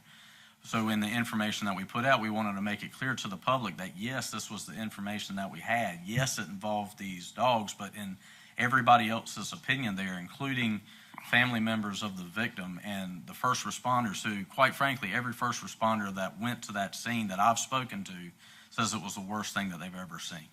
So they're dealing with an event that is tragic, and it's awful for everybody that was involved there. But still, everybody that was in there, everything I could find out was that our people behaved professionally and with the appropriate amount of courtesy, and that we did the job in a very tough situation from the beginning until the end, which, quite frankly, it would have been great to have more assistance from other agencies, but we did not. So the questions that we would get when we were trying to get samples from domestic canines in the area was that we were getting complaints saying that we were being a little bit too aggressive on what we were trying to do, because we are still having to deal with Fourth Amendment rights and things like that when you're dealing with property. But we tried to get every sample that we could anywhere in the area after an extensive canvass that was done through the area to make sure that we can talk to any person who lived in the area that they had a dog that the possibility was there that they could have been involved in the attack. We tried to get samples from them. Well, from my position, it sounds like we've ruled dogs out, so the only thing that's left is coyotes and red wolves. Well, I mean, that's the thing there is that, we couldn't, it would be very difficult for us just to go grab coyotes and wolves and DNA swab them. Right. But we also didn't want to release information on that was faulty that would make it where the people in that area, where every canine that had ears pointed were going to take a round. That was something that we were going to try to do, and we did hear that from people, and we know that there were some animals that were probably shot and killed in that area because of what happened, and There's only so much that we can do to prevent that, but we also didn't want to feed that by giving bad information. Well, the DNA results, what expert did you confer with an expert to give you a summary of the DNA, of the data and DNA data and come to a conclusion or a non-conclusion? The lab that we contacted through the North Carolina Wildlife, that they were very helpful. And they did have markers where if we were to send a sample, that even if we didn't have two samples, a sample here and a sample here that we could match up, if we were to send a DNA sample that was from a wolf, then it would have enough indicators to say we don't know what wolf it was, but it was a wolf. That just gets back to we took dozens and dozens of samples, and we took just as many tests off of those samples as we thought that we could and as the labs thought that they could. We just couldn't find any of those things from the samples that we took from the scene, that even if we did have another sample, there wouldn't be anything to match what we had to. And I hope that makes sense. Well, it does from that standpoint, but then DNA, there are markers in wolf DNA that are different from a full canine DNA. Yeah, absolutely. So say we took just an arbitrary number. Say we took 50 samples at the scene. We tested all of those samples, whether we knew that there was going to be DNA in there or not. Everything that we took, we had tested, and we had tested in multiple ways. The only DNA that was located that was usable, that was useful, that they could put markers on, was for domestic canines. And the only matches that we had were for the two dogs that were on scene when our EMS and paramedics got there. Okay, well, I'd just like to see the data if I could. Okay. And I'm really, if you ruled out canines, domestic dogs, then what did it? Well, and that was, we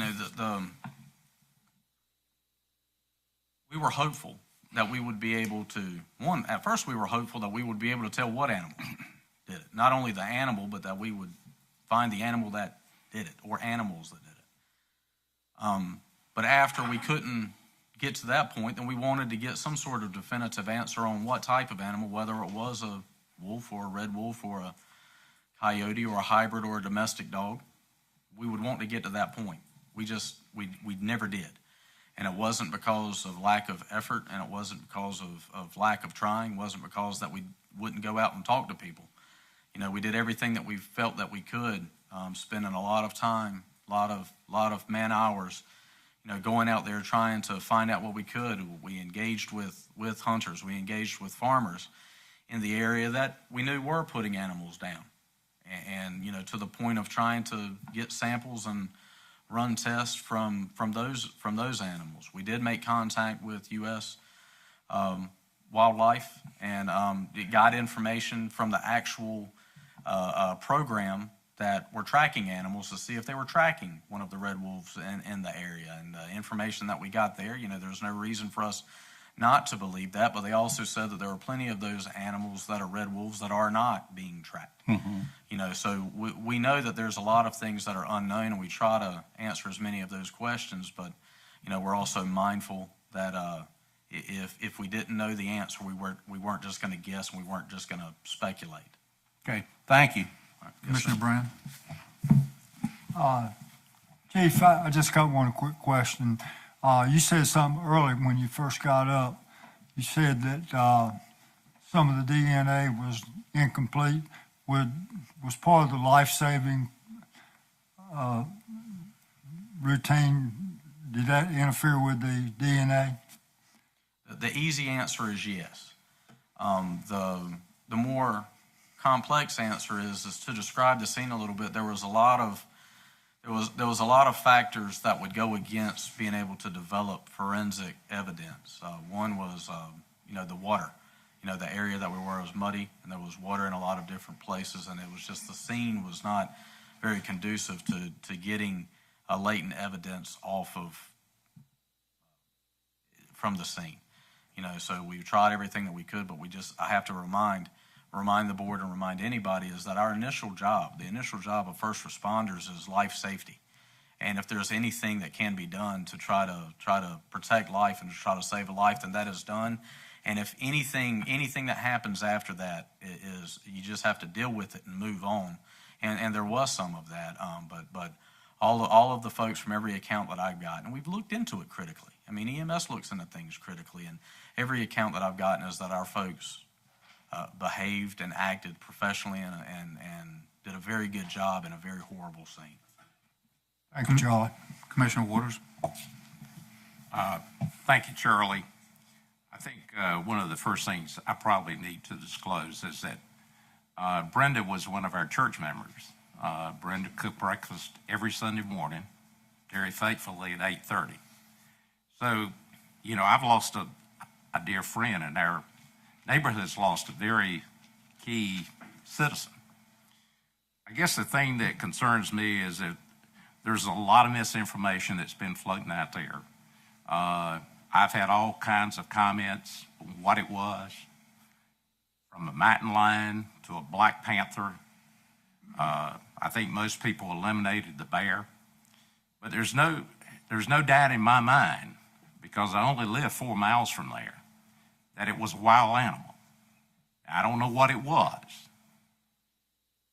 The thing that concerns me is we have a federal agency that's bringing in the red wolf, and the red wolf is crossing with the coyote and crossing with other animals. You know, it could be a German Shepherd. We don't know what the habits are going to be in the future of that. I'm really concerned about what we do going forward. And one of the things that I think is that we really have no input locally on what U.S. Fish and Wildlife brings into this area. And, you know, those people who are in Washington, D.C., they don't live here. They don't have grandchildren that are in danger. I've talked to a lot of large landowners that have been very cooperative with U.S. Fish and Wildlife in the previous years. But I can tell you, most of them are saying that if one red wolf shows up on their property, they're going to call and ask them to come and remove it. I mean, it's we've really had no one in Washington, D.C. that we could call to try to put some pressure. We've not had a congressman since September of last year that we could call and put any pressure on. I think that we should have U.S. Fish and Wildlife come to Beaufort County and appear before us and let us ask questions of them, either at a regular monthly meeting or in some kind of a public hearing. And I'm not making a move for motion tonight. I called their district office and I asked them, I told them, I said, I'm a county commissioner and I want to know where the nearest red wolf is.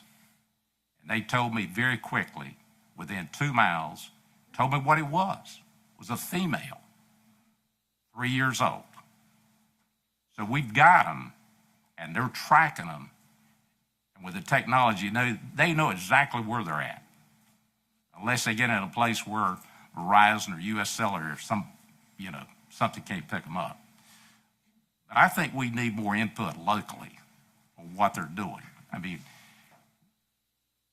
if you stop and think about it, the coyote is just like a dog. So every time they have puppies, we've got 9 or 10. They don't have rabies shots. They're not on a leash. And we've lost control. And when the people in Chapel Hill says that it's good, ask them if they let dogs run loose in Chapel Hill without a leash and without a rabies shot. And I know what the answer is. So, you know, we've already come a long ways. If you look at what the cross looks like, it's a German Shepherd. You can hardly tell the difference between a German Shepherd and that hybrid that's out there. I can tell you, if most people have one come on their property, they're going to shoot and they're going to worry about the consequences later. I think the Fed is running from us. I I don't think they're being honest with us. They can talk about the habits of the red wolf, and that may be true, but that cross that's coming out there, we don't know what that's going to do in the future.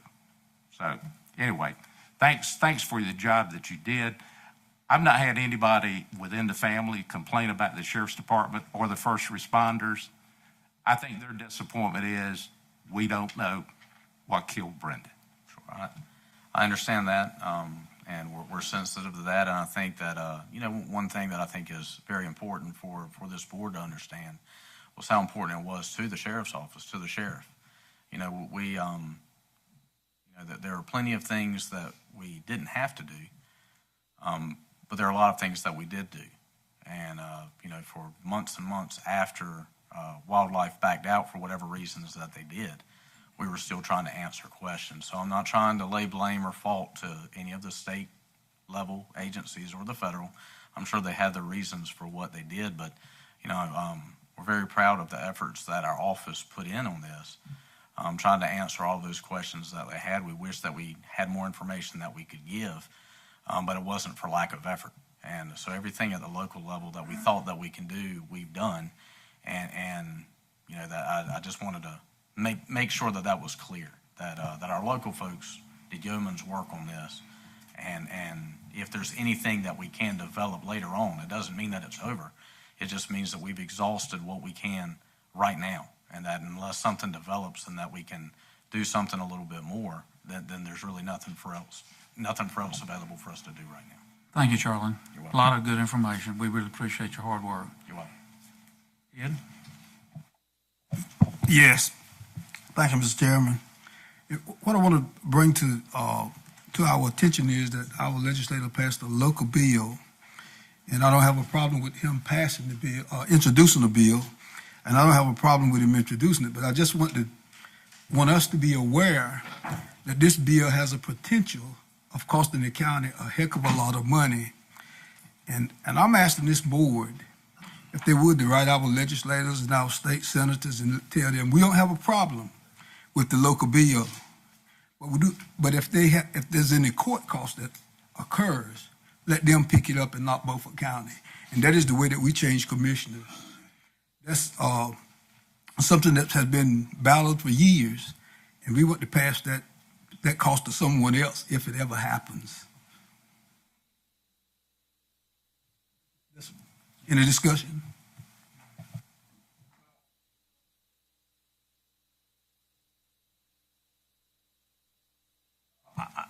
The bill that you're referring to is the bill to change the way that we elect county commissioners.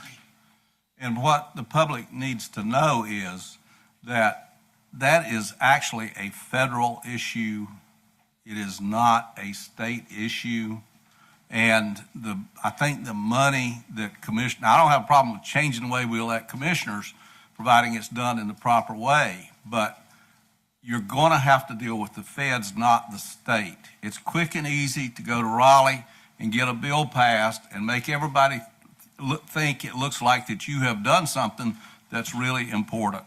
The last sentence in that agreement says that the court keeps jurisdiction of the issue. And what does that mean? In order to change the way you elect county commissioners in Beaufort County, just to put it on the table and be perfectly truthful about it, you've got to go back to federal court.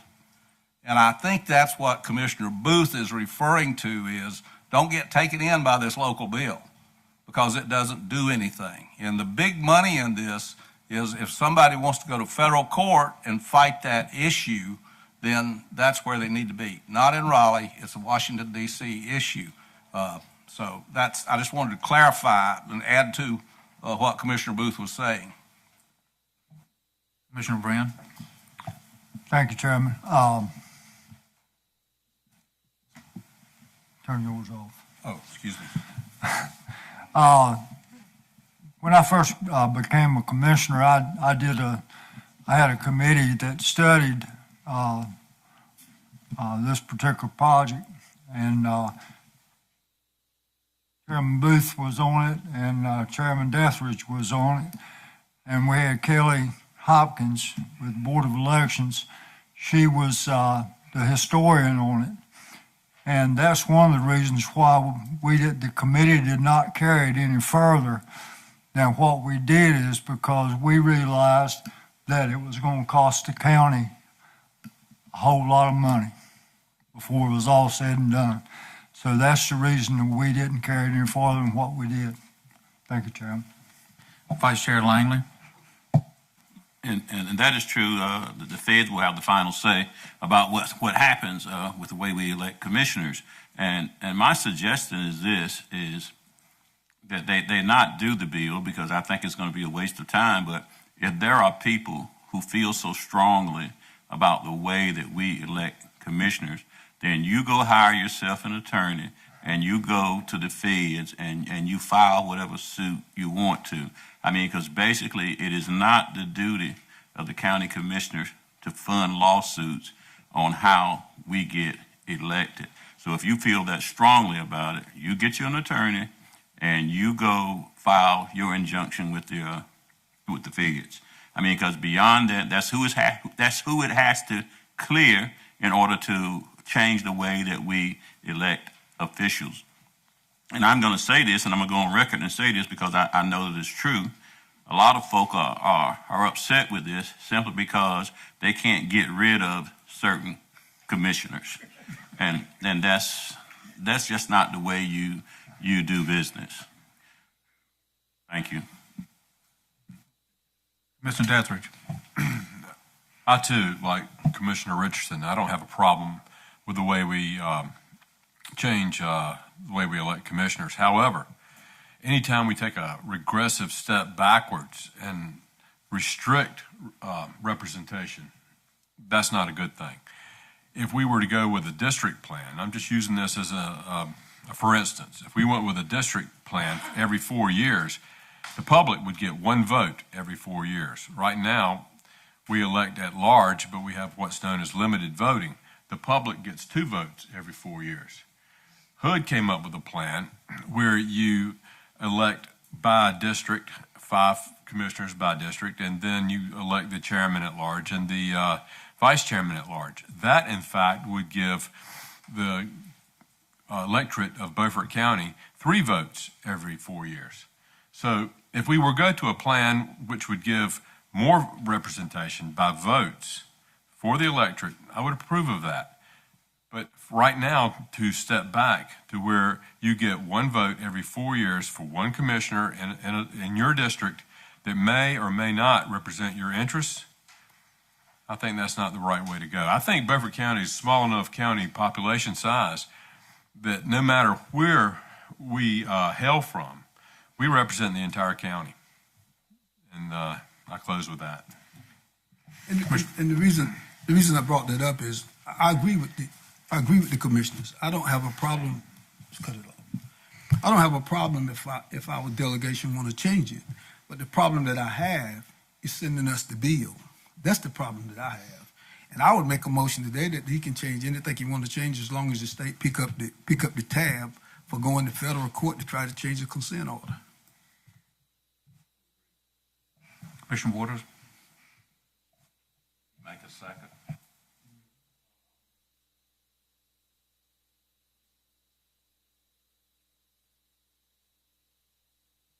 The comment I've got is I've been involved in a lot of discussions, and when I ran, it refers to me as zip code, because at that time, everybody that was a commissioner had a Washington zip code.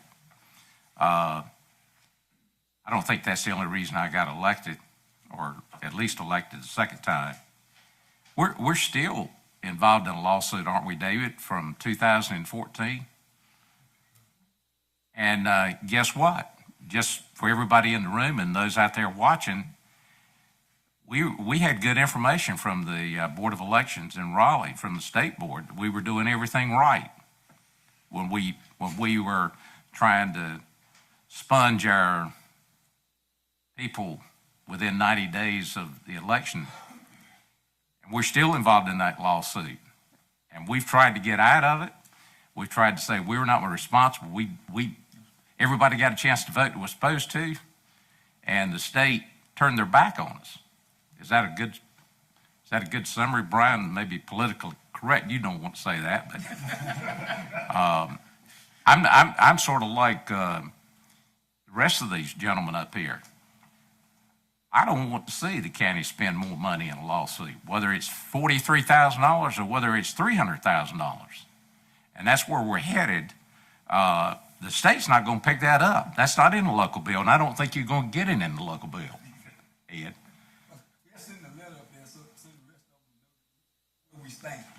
And one other comment, I think in that one it requires a percentage of our registered voters to sign a petition. In one of the elections, I stayed at one location and tried to get people to sign a petition. I did not even get 100 the day of the election. So I'm going to support that motion, mainly because I don't want us to have any chance of a liability and any chance of being drawn into federal court and us having to spend taxpayer money. Mr. Booth, would you quote your motion? My motion was that we send a letter to our delegation and to the North Carolina House and Senate that we are not in favor of, we support whatever our legislators want to do to introduce a bill, but it's not a local bill. It's something that we did not ask for. So my motion would be to send a letter to the North Carolina delegations, House and Senate, that we are not in favor of this local bill unless the state will pick up the tab if there's any federal lawsuits.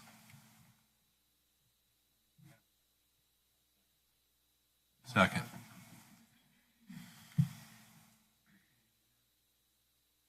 You can word it better than that if I didn't do it too good. Divine?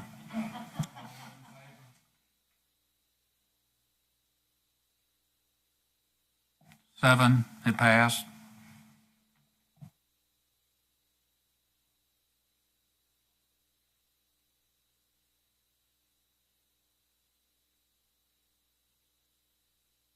Hello again.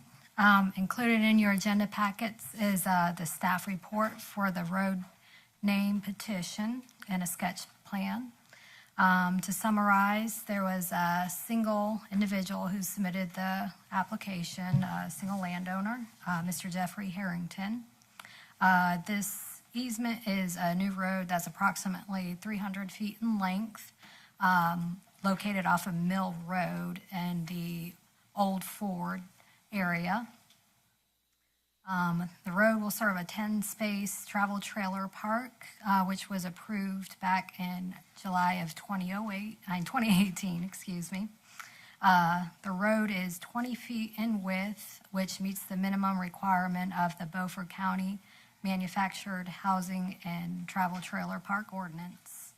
The Beaufort County E911 ordinance requires that applicants submit 3 proposed names. In this case, the names in order of preference were Old Ford Lane, Harrington Lane, and Buck Avenue. Staff has determined that the first name, Old Ford Lane, doesn't pose a duplicate or sound alike within the county. Staff is recommending that the board approve Old Ford name, the applicant's first choice. I'll be happy.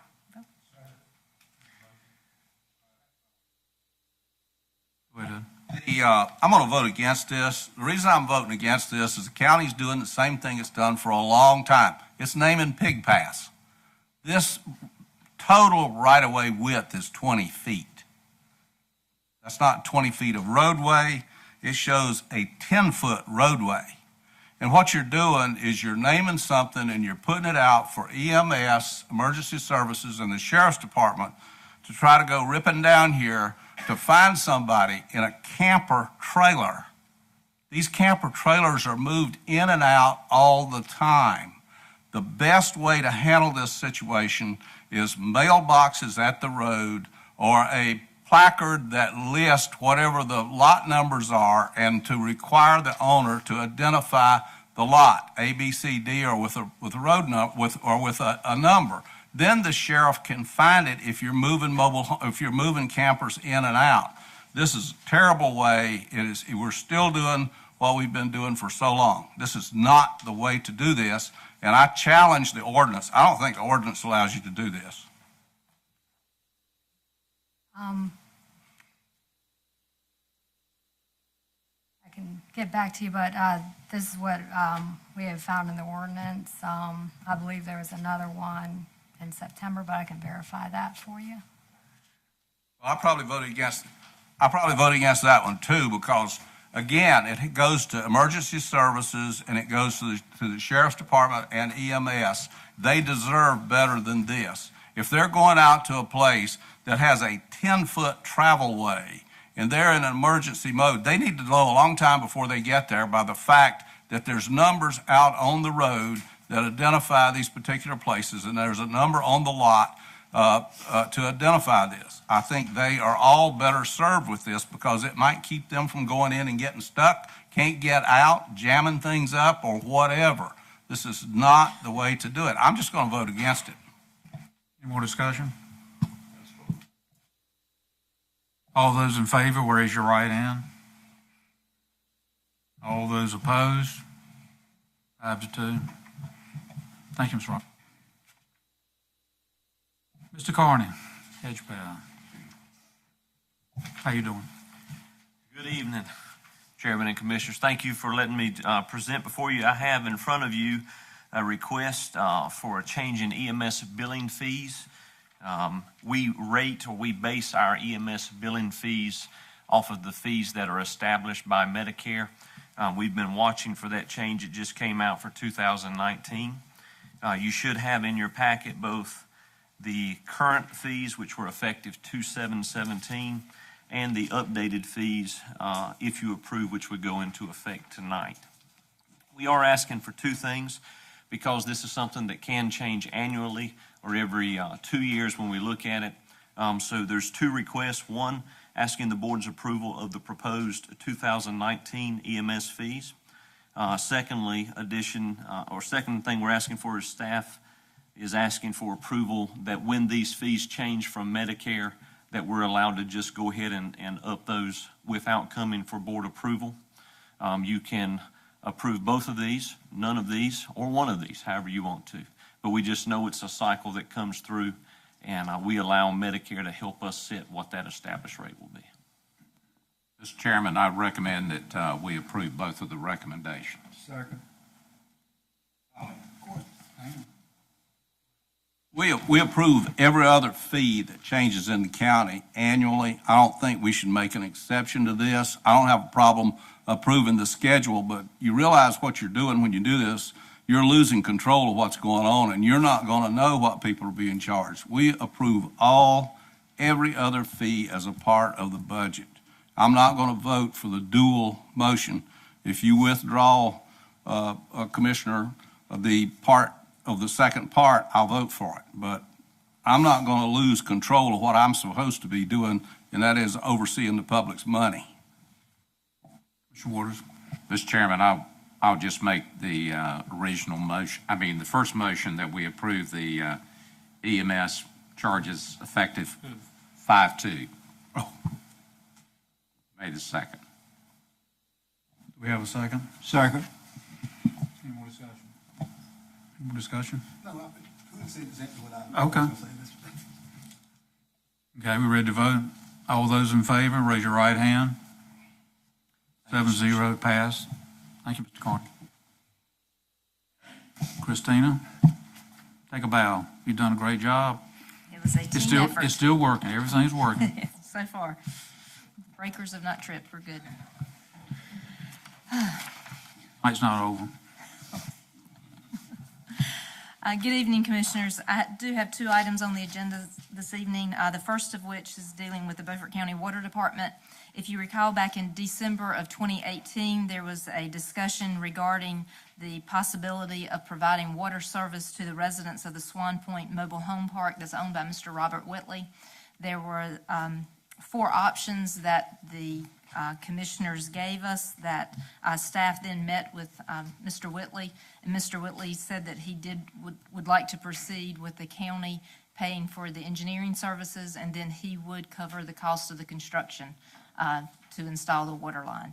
We do not have a final number at this time because the engineering has to be done first so that we could get a hard number on the construction cost. But Mr. Whitley has expressed that he does intend to cover the cost for the materials and the installation of the water lines. So what I bring before you this evening is a proposal from McDavid and Associates to provide the engineering cost for that. Totals $23,030, and that is broken out into design, construction, as well as as-built preparation. Make a motion to approve. Is there a second? Second.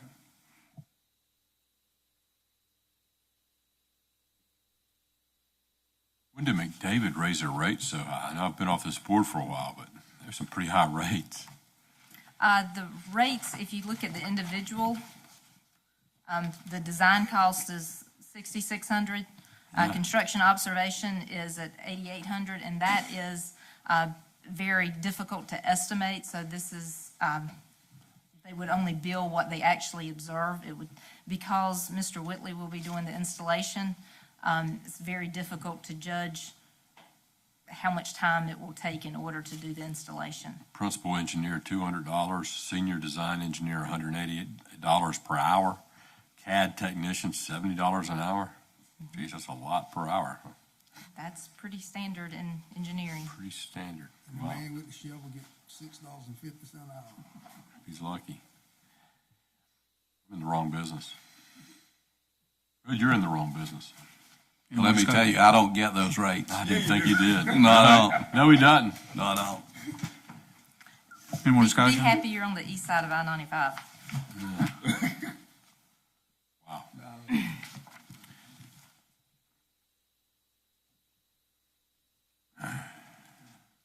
Are we ready to vote? All in favor, raise your right hand, please.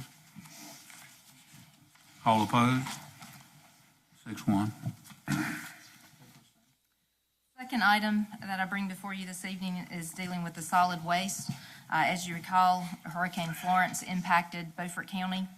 An analysis was done for comparing the 3-month period from September when Hurricane Florence hit until December 18th, which is when roadside debris pickup was completed.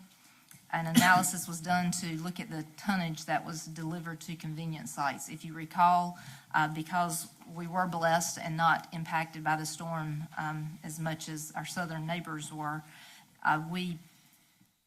majority of residents, any damage that they have, we believe that they took their damage to the convenience sites in lieu of having it sit on the roadside for many weeks until the roadside debris could be picked up. Due to that, there was approximately 1,400 of additional debris that was taken to the convenience sites. And as Kenton talked about today, we are under a contract with the Republic Services, a certain unit cost per tonnage. So basically what has happened is our tonnage has greatly exceeded what we had originally budgeted last year, because again, you do not budget for storm events. So what comes before you this evening is a budget amendment to cover the cost of what we believe additional tonnage that was due to the hurricane, and also, just as we have spoken in general terms many times, just the overall tonnage is increasing. People are throwing away more. So each year we compare what we did last year, and we keep thinking that it'll level out, but tonnage is just continuing to increase, and we are obligated with Republic Services to pay that. So what I'm asking for is an additional $30,000 so that we will be able, so that the funds will be allocated so that we'll be able to pay the invoices that we receive from Republic. Motion to approve. Is there a second? Second. Commissioner Booth? I understand that this debris laid on the side of the street and it had to go somewhere. Now, is this $30,000 one-time ordeal? Because we're not picking up hurricane debris right now. Right. I mean, so this is a one-time deal. Yes, sir. This is to get us through June 30th so that we're able to pay the invoices that we receive to dispose. So you saw the spike, what month? I mean, you just said tonnage. We're putting it on hurricane.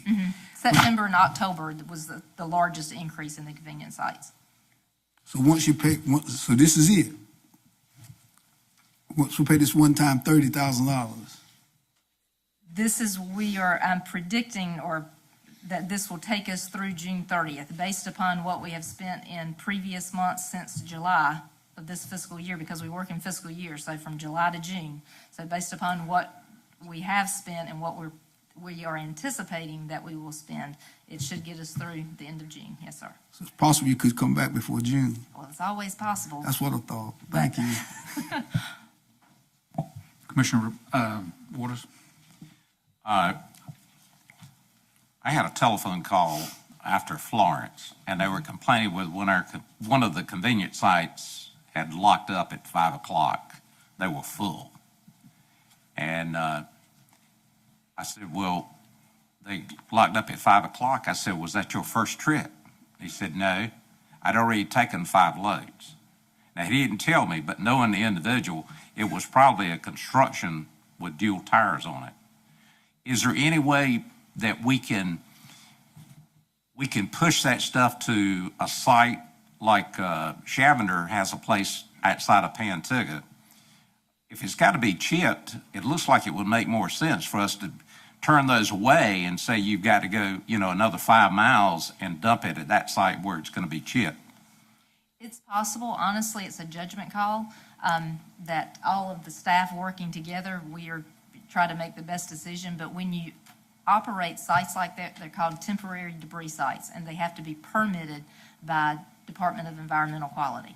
And when you have those sites permitted by the Department of Environmental Quality, there are certain factors and characteristics that they have to have, such as they have to be out of a flood zone, they have to be fenced in, there has to be gravel. So there's a lot of preparation that has to be done ahead of time. We're working with emergency management to identify sites, and we have some sites like that if you really need them in a severe circumstance. But based upon what Hurricane Florence was, again, like I said, it wobbled and it wobbled south, so there just didn't appear to be the amount of debris in the county that would warrant that. One of the things that I saw is it was not really after the storm, 2 days before Florence hit. On Beach Ridge Road, the one at Pantigga, people were lining up, and I asked somebody, I said, you appeared that you're throwing away some stuff before the storm. I said, oh yeah, no one had to pick it up but one time, so went ahead and picked it up and put it on the trailer. That, and honestly, I say honestly, the story I was told from some site attendants is people came up and said, yeah, I had to clean my garage out so I could pull my car in it. Yeah. So there was we have quite a bit of waste ahead of storms, and then obviously a lot of waste after the storms. Before I cut this button off, I want to tell you, this is nice. You did an excellent job. Thank you very much. And again, it was not me, it was a team. So I was concerned a couple times when I came here with the color and some things, but the final product, you and the others did a super job. So, thank you. Mr. Alligood. Thank you, Mr. Chairman. Just a couple of comments regarding this. The methodology that we used when we went to request reimbursement from FEMA on this was we looked at what the tonnage was during the hurricane period. And then we looked at last year, because we didn't have a hurricane last year. We looked at that same time period. So our methodology was, if you look at both of those, the delta is what was associated with the hurricane. We submitted that to FEMA. FEMA denied that. We reached out to Norma Houston, who is with the UNC School of Government. She's an attorney with them who is a subject matter expert with FEMA. She reached out to Andy Ennis, who works with the Department of Public Safety. And the email that we got back from Andy was that this method that the counties used to show the delta at their convenience site and attribute that to the storm is a method that FEMA has accepted many times since I've been here. So we are continuing to pursue that. And Ms. Houston has made a pretty strong legal argument, quoting the statutes back to FEMA. Mr. Ennis is going from the perspective of, you've done this before, let us show you where you've done it before. So we are hoping that 120 that was related to the storm that they denied will be approved. We will continue to follow that process and appeal it formally if we need to, but we got a lot of folks helping us at the state level to try to make sure that happens. We have in the past done, and I don't have a problem with the way we handled this because you didn't have that much debris, But we've got one site that's approved as a chip site now, White Post. I mean, you could haul stuff during a hurricane there. We could direct people there. And in the past, if you're in a real emergency situation, like you're hit with this thing like we've been hit before, they will grant you the permit just about anywhere you want to put it. We took about 2 city blocks in Aurora. It's been 8 or 9 years ago. And we stacked the stuff 25 feet high, I think, because there was everything in the world on those 2 city blocks until we could move it out and get the contractor in there to do his thing. So, and it's not hard when you're hit with a hurricane to get the kind of approval that you're talking about if the eye comes through here, you really hit hard. But still, there's no reason that even in a minor hurricane, we can't direct people to White Post. And one of the things for the commissioners as well as the public to understand is during these storm events, when the Emergency Operations Center is activated, the telephones are going nonstop in communication with the state and with DEQ, and had numerous conversations with people about opening the temporary site. So if we had been more severely impacted, we would have been able to pull those triggers very quickly. Also, as Mr. Alligood said, we had direct contact with Andy Ennis with Department of Emergency Management again, so they give us guidance, and that's what we try to follow during those storm events. Is there a motion on the floor? Second? Ready to vote? Yep. All those in favor, raise your right hand. All those opposed? 7-0.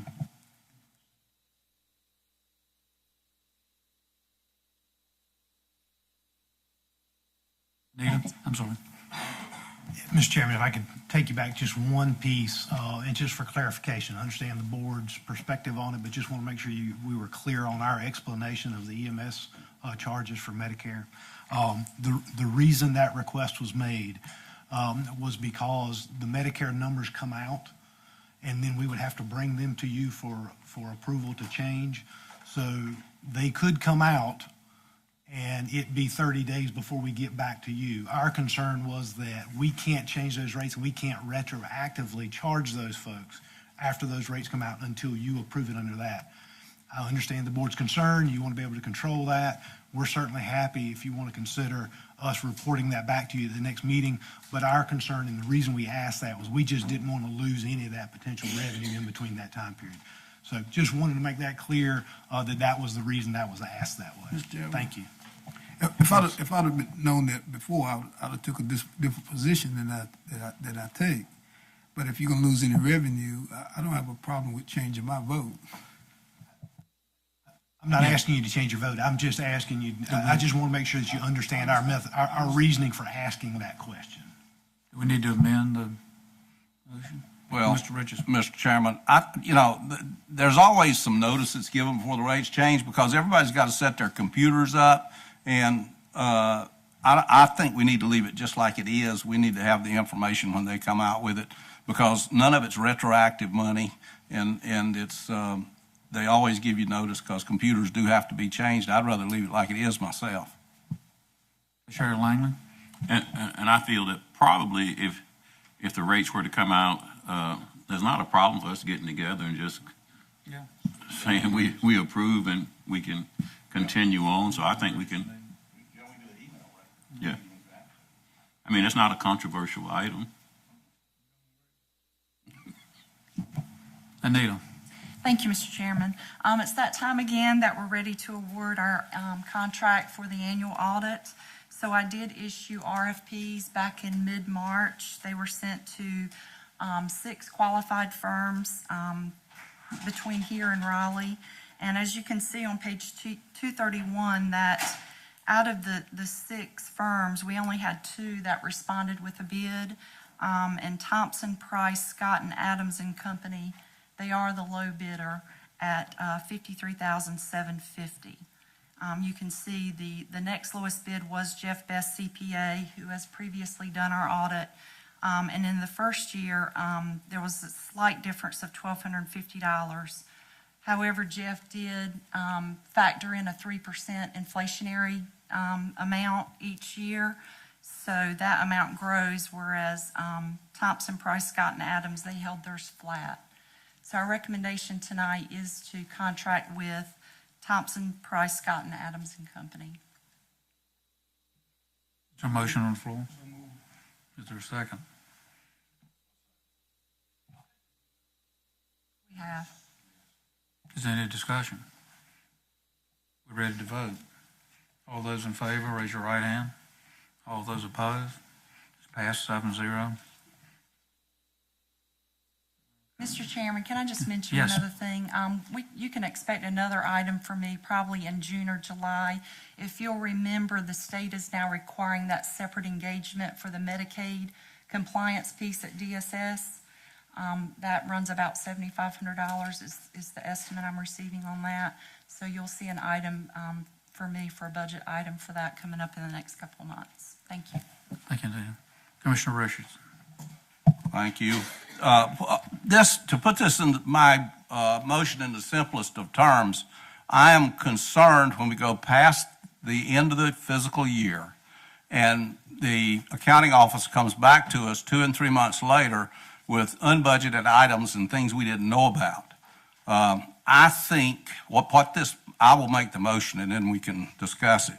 My motion is that on our next meeting, on the June meeting, that the accounting department have extended all of the items that they think that we're going to spend in this fiscal year so it can be approved before the end of the fiscal year. I don't think that's too hard to do.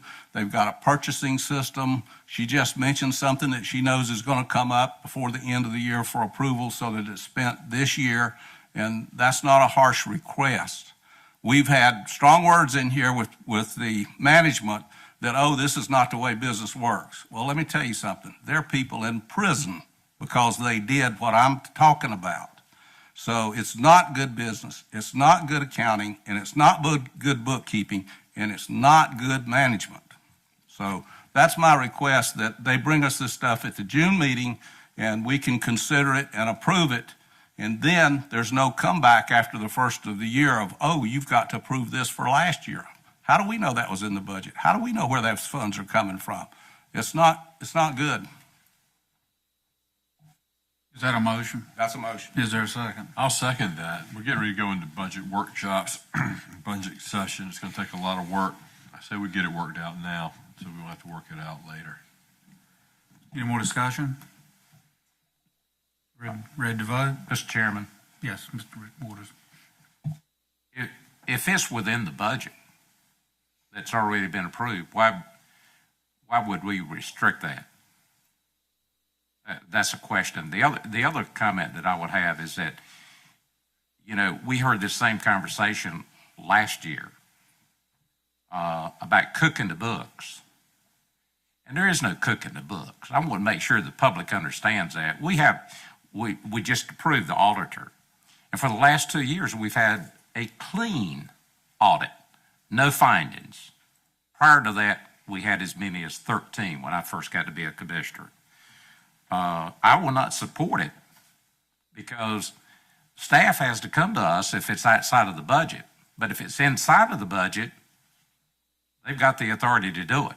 I think this is just trying to stick their hand in there and trying to manage the staff, and you call it whatever you want to, but we've got professional people that are trained and know what they're doing. And to, make comments like you do, I think it's just unfair and out of order.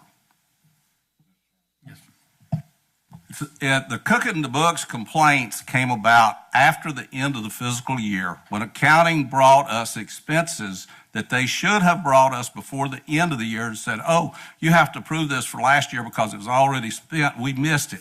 Now, I can tell you, I have been there. Most of you guys haven't been there. You just don't have the experience. You go in the corporate world and you try that, and they will say, don't let the door hit you on the way out because we don't need you anymore. You don't know what you're doing. And it's also called fraud when the right federal authorities get a hold of it. Commissioner can say all of this that he wants to about attacking staff, but if you don't do things this way, then you can have expenses and things that go awry that you don't know about. It is good business within the year. Why wouldn't you know how much money we're spending within this year? You just said these people were professional. How professional are they? Do they have the controls on this that they should have? So, I'm very concerned about this. And I think that your words to disparage me, I'm not disparaging anybody. Go out and talk to the accounting world, and they'll tell you how the world really works. Are we ready to vote? That's okay. Mr. Chairman, Mr. Richardson, I'm not going to say that you are disparaging anybody, but I know from the years that I've been here, there's some bills that occurred during the fiscal year that we have to take care of. And some people call it trailing liabilities. What we have to do, I don't think we can restrict these people from paying bills that happened during the current fiscal year. They occurred. They could have happened the 29th of June.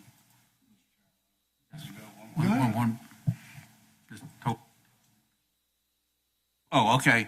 What I'm talking about doing is they're not bills if they're bills that happen after the end of the fiscal year that were incurred during this year that we didn't know about, then that's called incompetence. Because we're paying these professionals to know this. All I'm saying is take all of the things that you know about and tell us about them at the June meeting so that we've got a real budget when we start working on the budget this year. There may be a bill or two that slips through. I understand that. And bring that in, but there should only be one or two. There shouldn't be hundreds of thousands of dollars of expenditures that our professional staff is saying they didn't know about. Because that's not a very professional staff if that is going on. Okay, we're ready to vote? All those in favor? Thank you, Mr. Chairman. Just to clarify, our staff works under the Local Government Budget and Fiscal Control Act, which requires us to do certain things. That means that any expenditure that occurs in a fiscal year is charged to that fiscal year. If we receive bills that are incurred prior to June 30th, that occur, because if you have a bill, you provide a service on June 30th, it's legally in that fiscal year. You get the bill a couple weeks later, because it takes a couple weeks. We throw that back, and we actually go about 2 months into the new fiscal year to make sure that everything that was occurred in that prior fiscal year is thrown back to that fiscal year. That's the way we're required to do it. The question that you run into is if you have an outstanding purchase order, and we discussed this last year, when you have an outstanding purchase order, that's an obligation that the county has incurred to pay for something. If it's not completed, and we've told the board, and we're happy to do that this year, to provide you those purchase orders that are outstanding. The question happens is when you have a purchase order that doesn't get fulfilled or completed, and we have to come back to you and close that out. The funds that would have been used in the prior fiscal year weren't, so they roll back to fund balance. So the money is there. And then what we ask you to do is reobligate those funds so it comes back out of fund balance and is paid. Government accounting is different than regular accounting. It's not, a lot of folks don't understand it, but it is the way we are required to do things. So we are not doing anything that's illegal. We bring things back to you as appropriate. You're the only ones who can amend a budget and increase the numbers. We cannot do that. Legally, we're not allowed to do that. So we're happy to show you the purchase orders at the end of the year that we know that we have outstanding. Some of those will go away.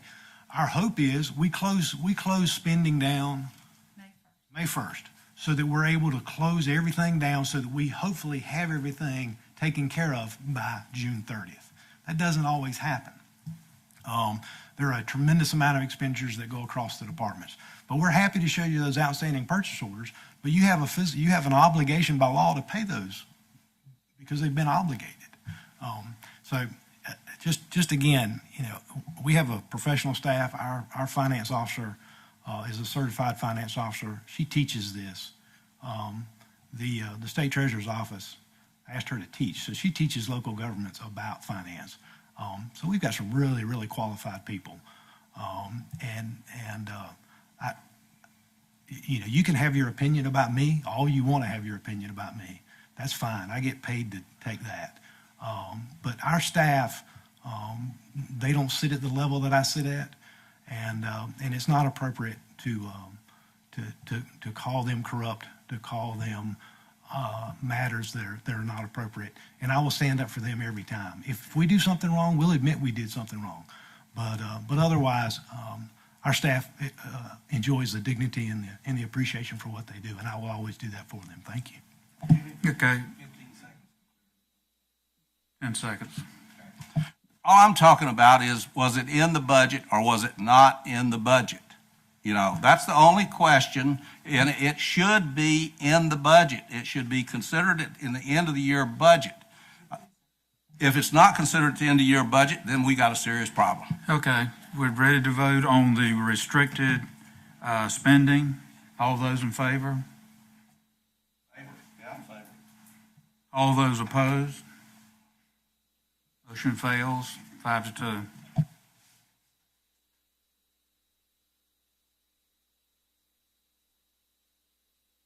I'm sorry. Budget workshop, I want to be sure that the budget workshops are filmed. I make a motion that we film the budget workshops. I'll second that. I guess I need to use my button, shouldn't I? Button. I make a motion that we film the budget workshops and put them online. I second that in the interest of transparency. Discussion. Mr. Chairman, I did a survey this morning at breakfast with some of my well-educated friends, and I asked them. Terry was not there, Anita. I saw you look at me. And I said, do you think we should record the budget workshops? And I will not tell you what some of them said, because this thing's going to be recast over the TV. But, you know, they're very boring. We don't take action. And I think it's a complete waste. So I will not support it, based on my survey this morning of people I have to report to. You didn't have heard from us this morning, but I ain't gonna support it either. The other thing I'll tell you is that I've been told that you're no smarter than the people you eat breakfast with. Okay.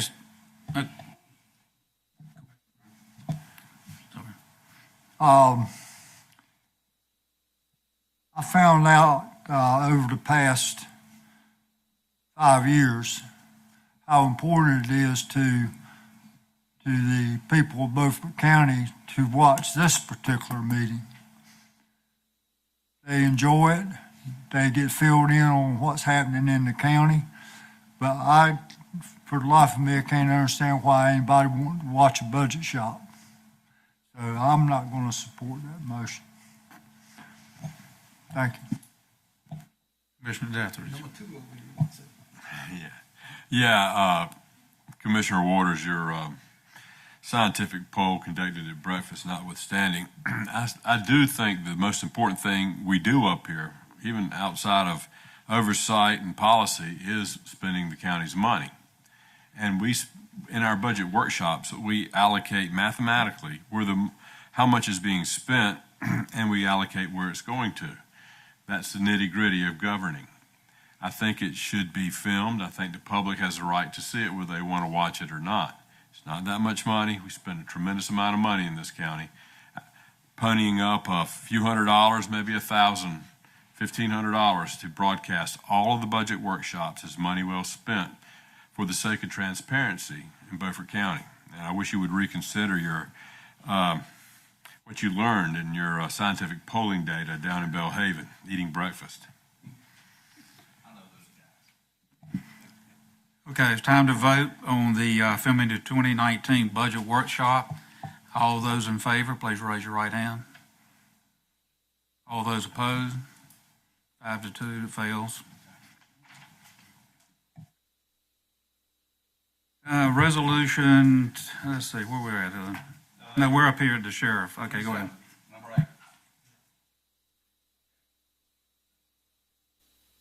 House Bill 370. What House Bill 370 does is ensures that there are no sanctuary cities or counties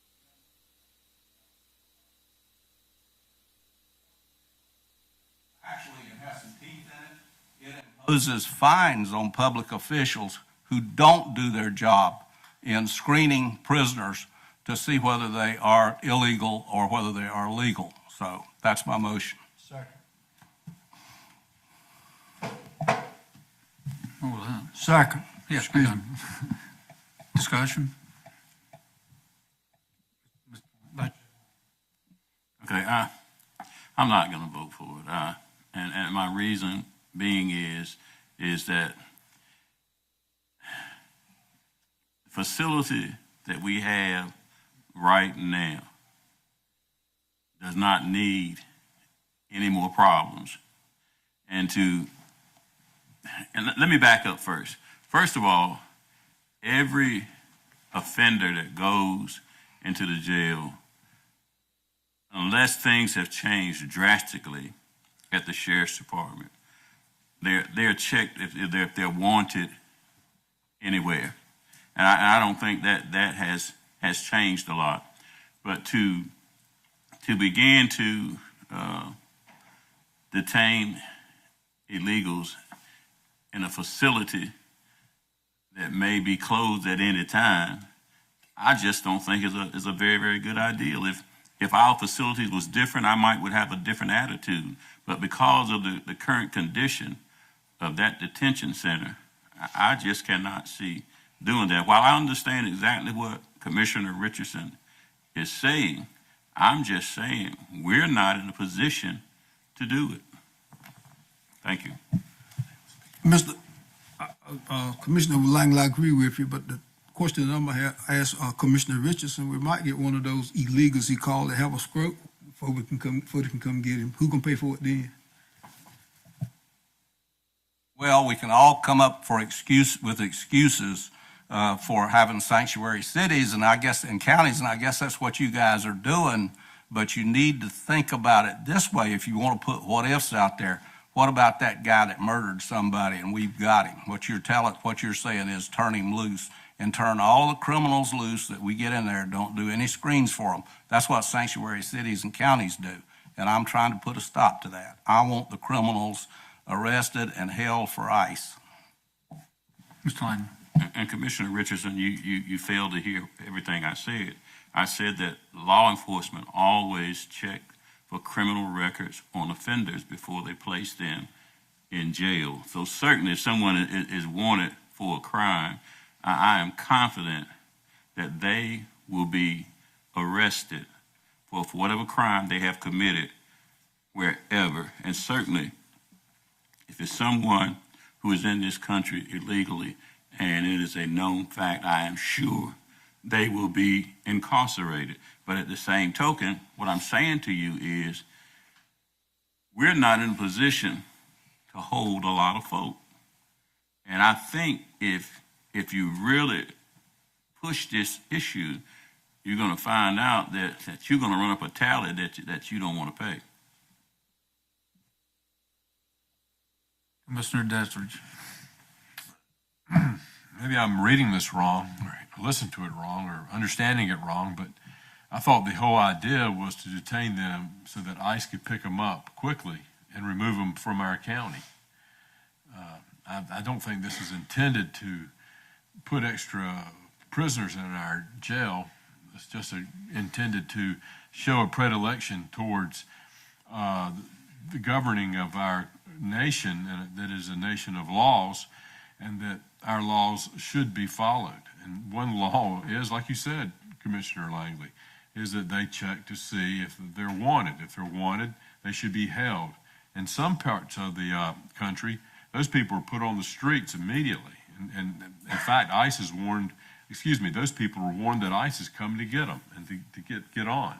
So it's a situation where I think we're trying to say we're not going to be like that in North Carolina. We want all of our elected sheriffs to follow the law implicitly.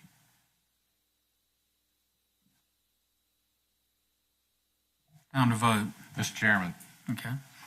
I see that we've got Charlie Rosa still in here, and I know he might have some thoughts on it, may not be willing to comment on it, but let's just use some prime examples.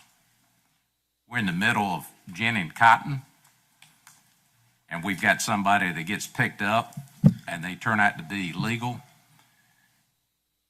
didn't violate any laws, but they were identified as being illegal at a roadblock, checking driver's license or whatever.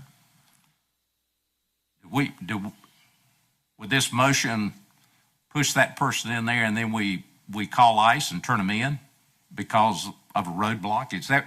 Are you guys trying to say if they're in here illegal and they've been in the county working and they get stopped, that we need to put them in jail and then call ICE to pick them up? Huh? That's not what we're saying at all. Excuse me. No, that's not what we're saying at all. What we're saying is once they are arrested for a crime in the county, that they are then screened to see if ICE wants them. We're not going out and dragnet people, and your friend that owns the gin is still going to have his labor, Frankie. He can still support you. I know who you're talking about, and he's really a nice guy, but you really shouldn't use that as an excuse, because that's all it is. We don't want the criminals loose in Beaufort County. The law that's in the legislature is intended to make every county in North Carolina a non-sanctuary county, because there are some sheriffs who have come out saying that they will have sanctuary counties. And the Beaufort County Sheriff is sitting on the line. He is not supporting this bill. And he has said, I've got it in writing, what he said. And one of the reasons he doesn't support this bill is the bill is strong enough so that if you don't screen them, you're going to get a fine. That's simple. Do you have any comments that you want to talk about ICE holding federal? I know of we are cooperating to the extent of what the law requires us to do. The email that Commissioner Richardson is speaking about, the sheriff was speaking in that email about the decision of the Sheriff's Association. He was a part of the conversation, and he concurred with the process that they went through it. It does not mean that he believes that the decision of the Sheriff's Association is right or wrong. He was just a part of the process. They had a vote. The majority of the vote decided to go against it, and he understands that process. But personally, he doesn't have a problem with it. Obviously, he doesn't, because we're already complying with what the law would tell us that we had to do anyway. So that's my comment on that.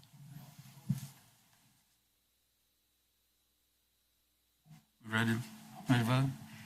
Okay, all those supporting the resolution, House Bill 370, raise your right hand.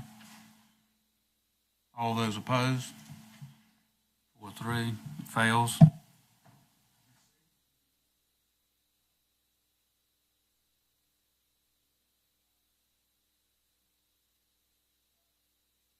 Once again, that's my resolution. There's a big effort going on across the United States to get marijuana legal in as many states as they can get it legal in. It is still illegal in federal law. And quite frankly, I don't think Donald Trump will ever sign a bill that makes it legal in federal law.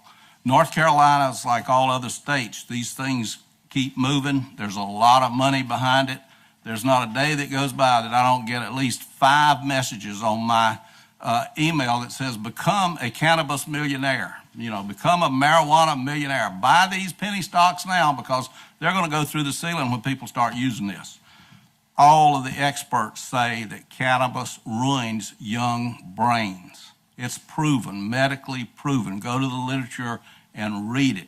Up till the age in men of about 27 and women until the age of about 25. It's horrible for brains.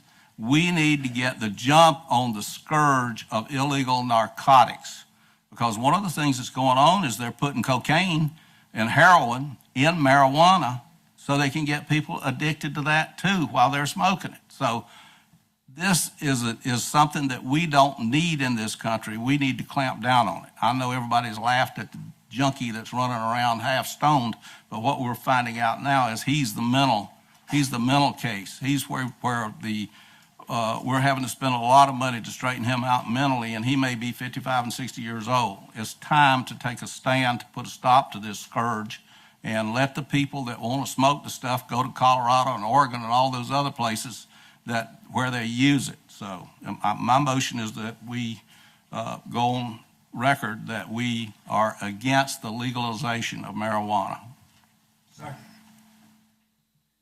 Vice Chair Langley. Second, excuse me. Okay, thank you. Okay, and I just need a point of clarification from Commissioner Richardson. You're talking about recreational use of marijuana. Well, yes, but the medical use of marijuana has been pretty well disproven too, because you can get all of those chemicals in various prescriptions and extract forms. You don't have to actually smoke the weed in the leaf itself. So I'm talking about getting rid of all of it.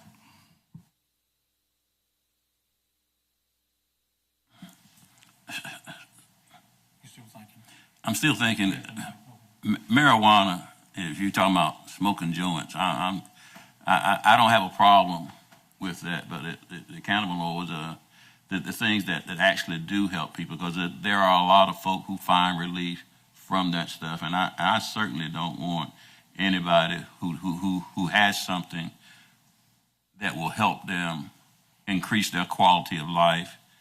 I will never vote against that, but just recreational smoking, yes, I have a problem with it. I do. But if it will help someone enhance their quality of life, if it eases their pain, then I will not go against that. Commissioner Deathridge. Yeah, I came along during the times of sex, drugs, and rock and roll. Yeah, and it's pretty prevalent in my day, and it was in the defense of my generation. I hear it was about 9 or 10% as potent as it is now. It is extremely virulent in its capacity to destroy the intellect of people quickly. And they found over the years, 60s and 70s was a long time ago. There's a lot of tests have been done. They've discovered that cannabis destroys short-term and long-term memory in all adults, and it is especially damaging to children. The younger they are, the worse it is. The more it distorts their view of reality. It's a psychotropic drug. It's a drug that, and it is a narcotic, by the way. It's not just a plant. It's not natural. Heroin is natural. Cocaine comes from a plant. It is a narcotic. It is powerful. And I think the thing that is happening in America today, and could happen in North Carolina, it's kind of the cool thing. Do you smoke? Pot is not as dangerous as alcohol. You hear that often. And I agree, alcohol is not a good thing. Our country was built on alcohol years ago. People used to distill their corn so it wouldn't rot, and it was a currency. It was a currency in America.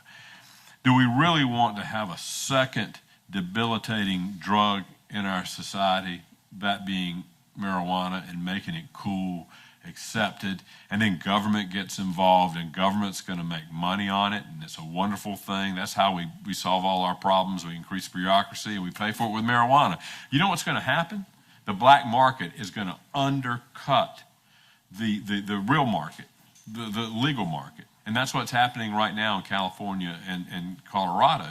And we're finding that there's more drugs are going down in price, they're more available, they're cheaper, and more people are using them, and they're becoming more and more debilitating. So what we have is a situation where it's a devil's door to open, and we don't need to do it here in North Carolina, and we don't need the government at the tip of the spear. And we are part of that government. We are a body politic of the state of North Carolina, and we need to urge our legislators, don't do something stupid. So, Hood, if you can get more votes by making it just for recreational marijuana, please do, because I think it's hard to judge the effects of medicinal marijuana, what it does for people. And I know some people will use that as an excuse to imbibe in the drug for recreational purposes. However, I think we ought to all get on board, and if we can rewrite this resolution to get a 7-0 vote, let's do it. Well, I would... Hang on, we got opposing Commissioner Waters. I would support it if we took out this medical use of marijuana. I'm not for taking away anything that can be handled through the medical profession. And if it's controlled and marijuana will help that individual that has some rare disease or whatever, I don't want to take that opportunity away. We have prescription drugs, to me, it's just as bad, maybe more worse, with side effects than the marijuana is if it goes through the right channels. If you take that out and make one more change, it was a typographical. The second paragraph, the federal government, the is misspelled. So those two changes, I would support the motion. Commissioner Brown. I'm going to support this resolution. I think you just got to go back and look at Colorado right now, where their death rate has increased by, I heard the other day, 15 to 18% since they legalized marijuana. That's a scary, scary thing. People say medical marijuana is good for you. That's just a stepping stone to get it approved throughout the state, to legalize marijuana, recreational or medical. So that's the reason that I am supporting this resolution. Mr. Richards, Yeah. do you want your motion to pass? Yeah. All right, well, take out what Frankie said. Medical marijuana, you get my vote. Chairman, I just need 1 minute. What I'm going to say, I'm willing to amend the motion if the second is willing to amend it. But I want to say that I believe what he says. It's just an excuse to smoke marijuana because anybody can go to the doctor and get the prescription and smoke the stuff whether they need it or not. We've seen the same thing with handicap signs.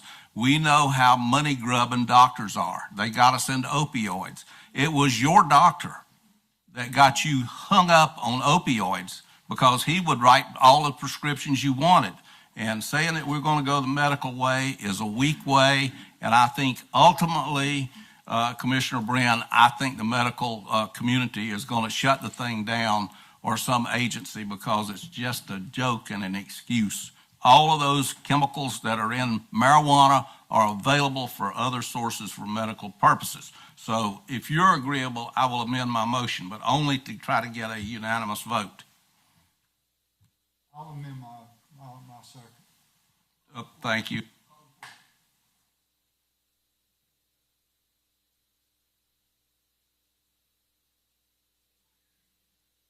Yeah, well, I move the resolution that's presented read that that we're against the legalization of marijuana with the exception of medically prescribed use of marijuana.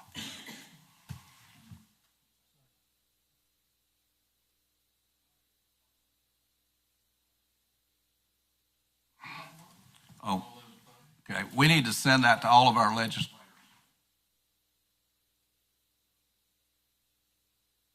Thank you, Mr. Chair, members of the board. You have in front of you the requested match for the fiscal year 1920 Juvenile Crime Prevention Council, or JCPC. That number, again, this year, as it has been for about the last 10 years, coming from the state is $152,389. It does require a 10% local match in the amount of $15,239. You have historically approved the local 10% match prior to the budget. You had your meeting this morning with JCPC and they went through their programs. So we would recommend that you approve the JCPC funding in the amount of $15,239 for the fiscal year 1920 Motion to approve. budget.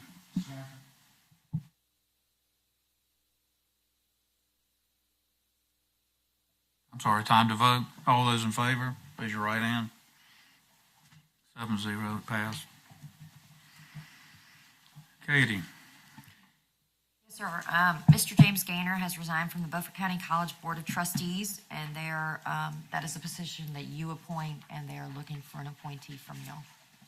There was one in your books, if you would like to consider him. Mr. Chairman, I'd like to make a motion that we appoint Archie Griffin to the Community College Board of Trustees. I'll second that. Discussion? All those in favor, raise your right hand, please. 7. All 7's passed. Next one is Commissioner Booth.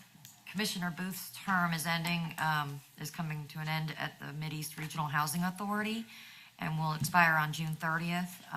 He has expressed interest in continuing to serve if you'd like to reappoint him. I make a motion that we allow him to continue his service. On the vote, all those in favor, raise your right hand. Don't forget to raise your hand. 7's, did you vote? Okay. 7-0, pass. And finally, for me, again, Commissioner Booth's term is for the Social Services Board is going to expire June 30th, and he has expressed interest in continuing to serve as well. I make a motion we allow him to continue to serve. I'll second that. All those in favor, raise your right hand. 7-0, pass.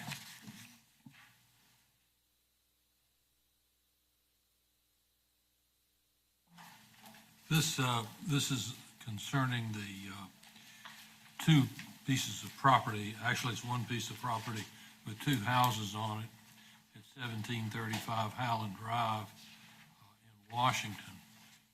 Just to give you a little background on this, this was the property that Higher Heights occupied. They have deeded it back to the county. The county now owns it. It's been released from the stipulation that we put on it originally when we conveyed it to Higher Heights. So they're out of business. The property is sitting there, two houses. It's 2.3 acres. I'm sorry, 2.83 acres on Highland Drive. The thing that happened here, and this is, I guess, just a point for discussion. We had an offer made for $1,000 to buy that property just out of the blue because it went on to because we own it now, and it's on that list. This was not property that has been recently foreclosed. Basically, taxes were paid on it. We then had an upset bid. It went from $1,000 to $5,000. So we were holding a deposit for a $5,000 bid. Has not been advertised yet in the newspaper. We just received an offer of $10,001. Mr. Shepard, I know him, and I'm sure he's going to fix it up and rent it out. But there's two houses on there. So the question is, and you understand it once you say, well, okay, we'll sell it. And I have his $500 deposit right here. Once you do that, it's gone. That's all we have anything to do with it. We're just out. Somebody else is going to pay taxes on it. Right now, we're not getting any tax off of it because we own it. Same old story. If we put this in the paper, we're going to put it in the paper this week, probably about Wednesday. If you approve this $10,001 thing, then my guess is, well, I don't know. I'll be guessing. It could stop right there, or we could have somebody else come along.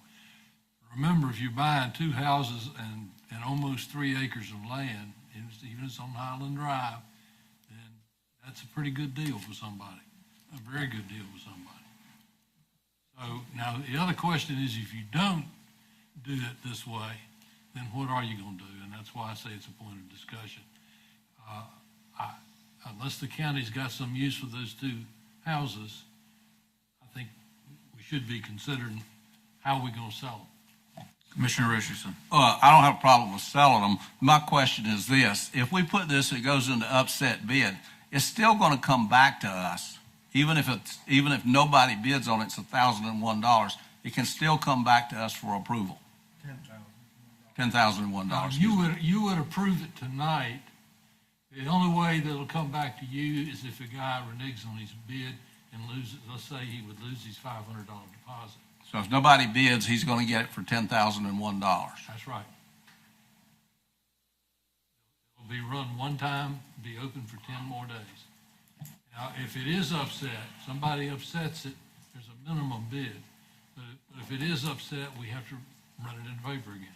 Well, can we put a minimum bid price on it that we just won't take any less than this? And then put it out on upset bid? You would have to determine tonight that you're not going to accept this bid because of the way he's bid it, and say that we will only accept whatever that may be. What you may vote to do, and see if somebody will come along and make you an offer and make a deposit on it. I don't have a problem with rejecting this bid and coming up with a minimum amount that we'll take for it and then putting it out for upset bid, because my opinion, I'll just tell you, I realize one of the houses is not in good shape at all. The other one's been fixed up a little bit. The property, I would say, in order to move it at a distressed sale would be $30,000, but I'm certainly open to hear from other commissioners. Commissioner Waters? David, could we advertise this property in the paper and say that we'll take offers and let it be a sealed bid? The problem I have with 30,000 is that I don't really know. I've not been in either one of them. I rode by there this afternoon, and one looks in bad shape, and the other one looks like that 1,000 or even 10 would be a good deal. But rather than get in this contest and keep going, because this is the kind of property that might just keep right on going, I would make a motion that we advertise in the paper that it's for sale, and that we will accept bid offers, sealed bid offers, and we open it a certain day and let that be it, unless we needed to, an upset bid after that. You can do that. You can do that. Commissioner Breen? Change how we're going to do it, but you can do that. You got to decide what that number is.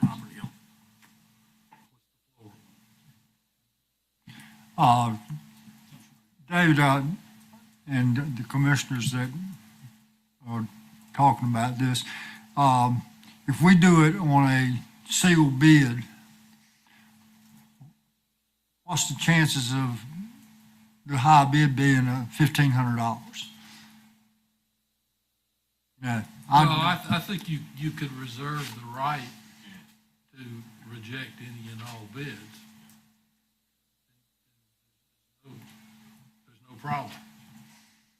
But Mr. Shepherd's offered $10,001.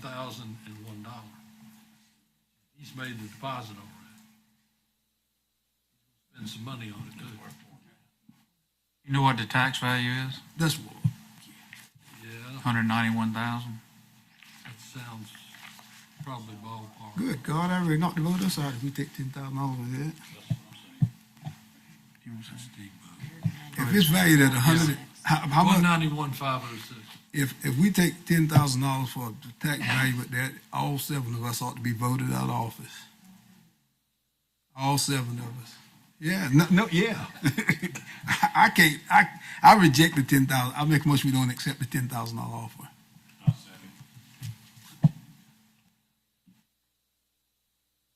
We want to vote? Here we go. All those in favor to reject the current offer, raise your right hand. 7-0, it passes. Chairman, may I have just... Hang on one second. Okay. Hank, turn your light on. You may be getting ready to say what I'm getting ready to say. I don't have any problems putting it in the paper and having a minimum, in a combination, but I would think that the people that have already shown interest would also show interest once we tell them what the rules are or guidelines, so. There may be other people. There may be other people out there too. I think we've heard a little bit about that. Commissioner Richardson. Well, I just wanted to say the house over at the hospital that we went through that started off at like 15,000 and we wound up and got 77,000 or something. We need to get a fair price as much as we can get for the benefit of the county for the property. So that's all I'm concerned about. And I don't have a problem with putting a minimum that we would sell it for. If somebody bids that, we would sell it for that. But if we get more money for it, let's get more money. Well, you going to have a motion down there? We need a new motion. Well, I move that the property is not in that good a shape, that we put a price on it of a minimum of $35,000 and that we bid, if somebody wants to bid more than that, that's fine. We'll sell it for that. Mr. Chairman, I'll second that. All those in favor, raise your right hand. Nope, I'm sorry. We just need to be clear on the process. Are you saying advertise it and put it at a minimum with a sealed bid? Is that what you're saying you want to do? I would put it at 35 and use the upset bid process. We just won't take less than this, but it's the upset bid process. And you might run it up to 75 or 80 before it's over with. So just to be clear, my understanding on, there's three ways you can get rid of property. You can do a negotiated offer and upset bid. You can do an auction, or you can do a sealed bid. So we can't do what you're talking about, what we're talking about. Right. So for you you would have to have somebody say, I'll give you 35 for it. That's the negotiated piece. Then you do the upset. What you could do is say, we will advertise it as something that we are accepting bids on. The minimum floor is 35,000. We'll accept sealed bids on this date at this time. I don't have a problem with that. That solves the problem. 35,001 would buy. It would. That's right. Right, that's fine. But we just want to be clear on what you want us to do. Yeah, if that satisfies the statute, I'm fine with it. 35,000 minimum, 35,001 minimum, seal bid, take best offer. I thought we would have. All right, it's time to vote. All those in favor, raise your right hand. 7-0, it passed.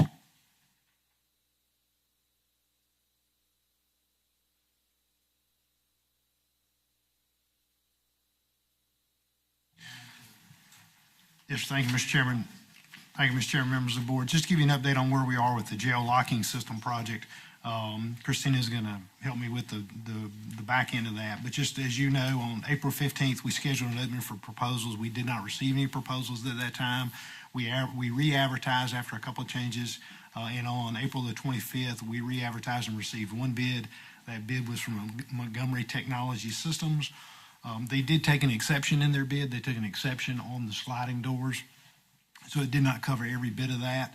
There was a scoping meeting that was held with them on May the 1st, in which staff went through the entire bid with them, went through each individual door with them. They actually went over and looked at it again. It is my understanding that the result of that meeting was they were going to come back and send a couple of technicians to look at those sliders because they did take that as an exception in their bid. And I think Christina is going to close that out with where all that stands now.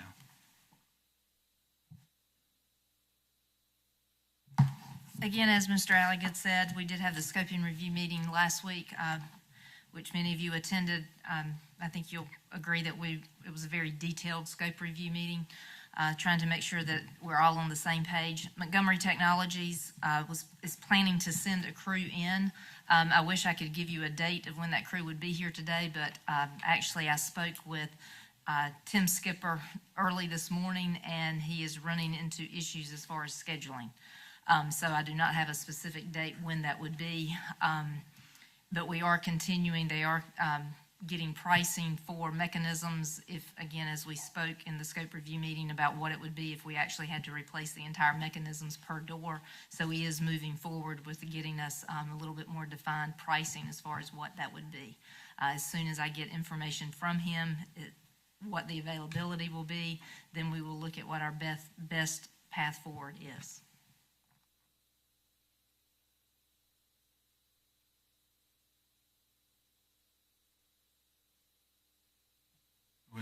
Do you think we'll be ready to go by our June meeting?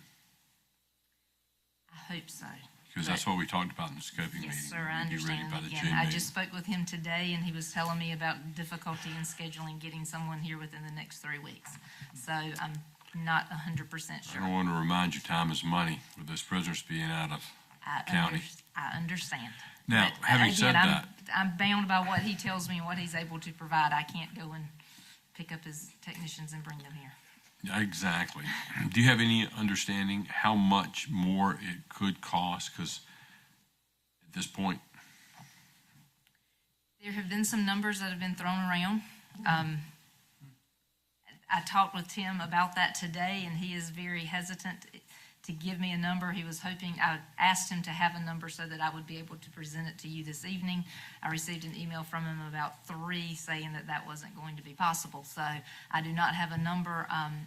He's given me a little bit, but the $500,000 that has been thrown around, he says that he's thinking that it would be less than that. So again, I just do not have the information that you want me to have, and I apologize, but again, I'm dependent upon the information given to me. Okay. But again, that would be the maximum number. Right now, we're hoping that it would be less than that. I was hoping it'd be less than 400,000. The original I bid would was be happy with less than was 100,000. 320, wasn't it? Yeah, that's what I'm Yes, thinking. sir. And that's Yes, sir. without the slides. Yes, sir. You're just You talking about wanted- a few extra doors at I this believe point. it's 18 additional doors, Yeah. sliders. Any more discussion?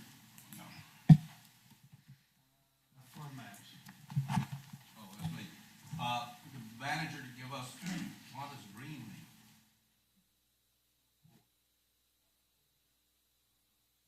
mean? There it goes, it went red.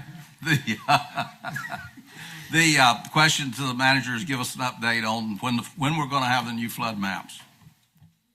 I don't have any additional information from the state. What they've said is they have submitted it, they're waiting on FEMA, and FEMA can ask more questions, but they're still on their original timeline.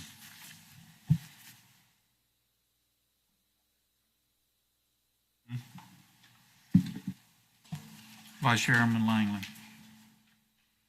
Okay, it's my time again to talk about the bond referendum and our new facility. And I think it was Commissioner Richardson said, or it might have been Commissioner Waters that said that they did not want to be in a lawsuit. But I think it's too late for that. I think there are lawsuits already out there, and I just think it's just a matter of time before we get served. And one of the problems that I think that we will find for ourselves is if what I'm thinking is true, is that if the lawsuit is in fact filed and we get served, is when we come before a judge, I think our only way of escape will be that if we are actually doing something positive to rectify what's wrong in that facility over there, and I am sure that a lawsuit will not be talking about the doors in the facility. So my thought this evening is, and I'll ask Lieutenant Bryan and the chief to come to the podium if that's okay.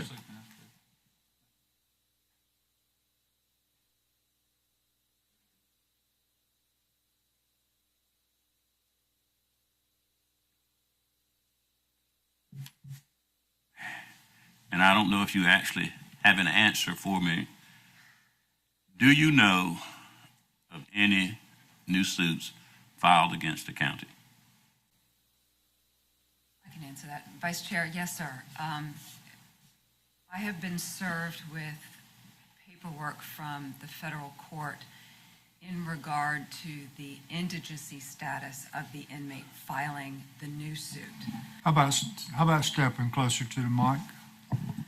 So the federal court has sent information to me to verify the indigency status of the inmate. He's filing as a broke inmate, and we have to show verification that he has had no money on his account. When that paperwork comes to me, it has a file number. lawsuit. So it is in its very preliminary stages, but it has been filed. And so my next question is, but it's been filed, but you do not know what the grievances are? It would not tell you that? That's correct. Yes, sir. All it has is the file number, it has his name, and it has our names. All of you and mine. That's what I was going to say. Who is our? Usins.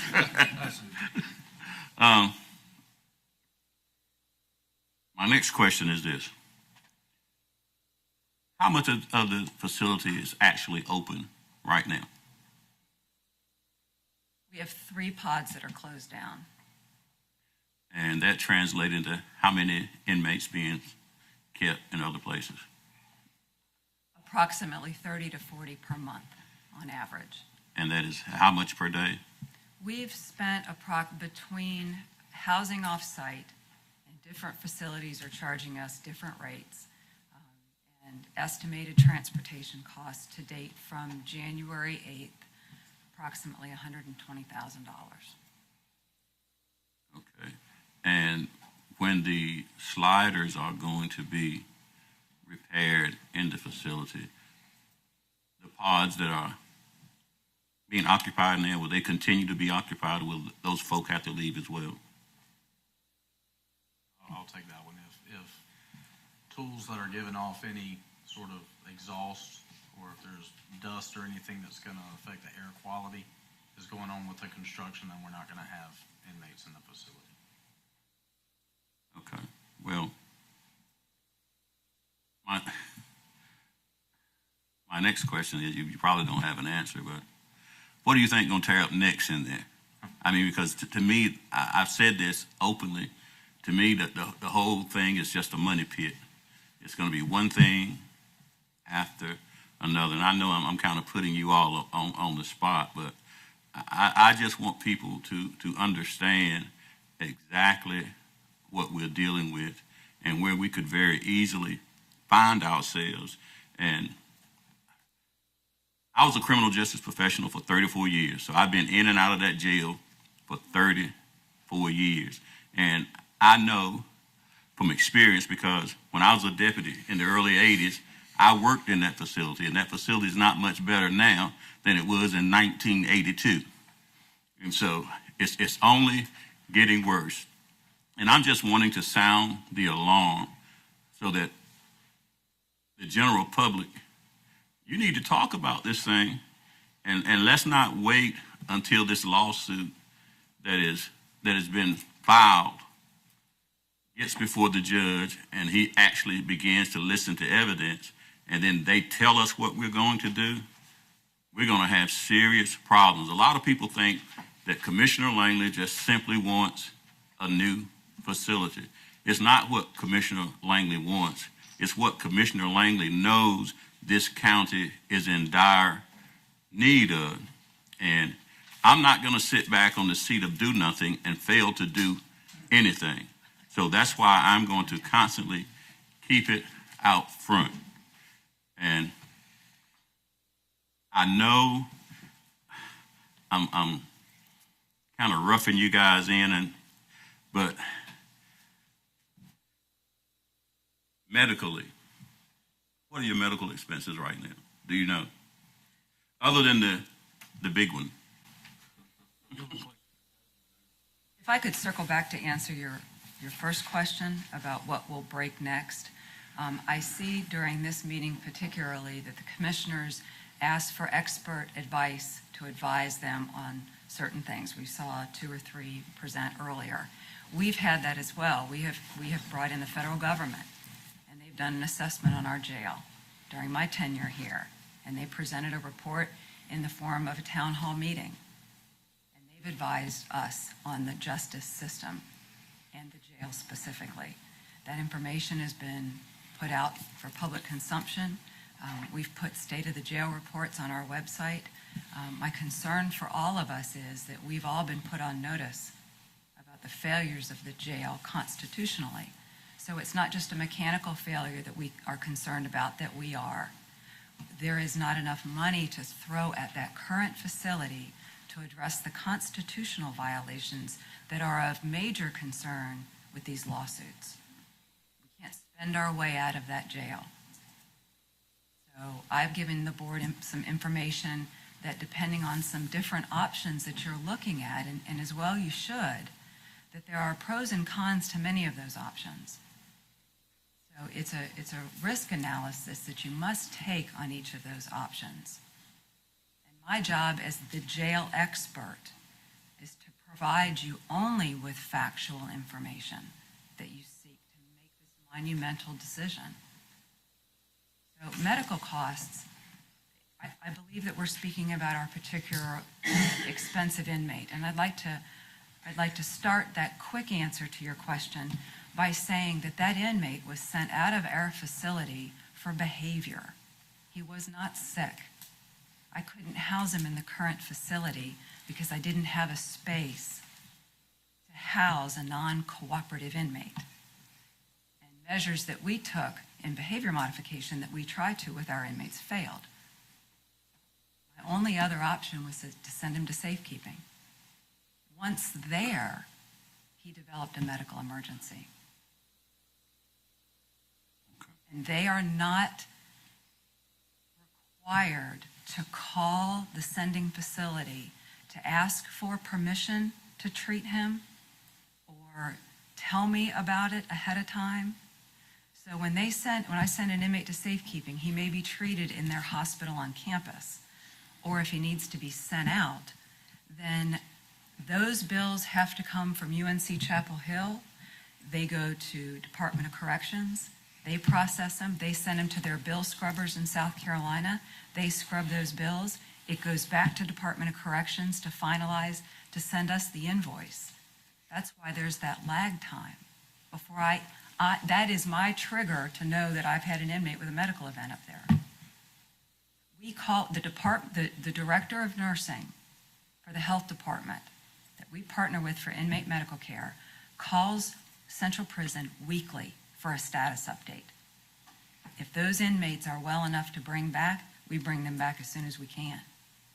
She does that weekly. I went to speak about this inmate well before all of this to try to do something with this inmate before we had another medical event. I only say all this to tell you that there are no measures that go untaken. None. To mitigate this. We can't ever control medical costs, just like we can't control our own medical costs. We don't know from year to year if we're going to be expensive that year. But I have come to you and said we need catastrophic medical coverage, and we've done that. We need a bill scrubber to help us pay the very minimum that we have to pay. And I stay on top of everything that I can stay on top of. No measures are untaken. I take my job as a steward of county money very seriously. I have great concerns where we are right now. And this is a time that we can make very good, sound, factual-based decisions.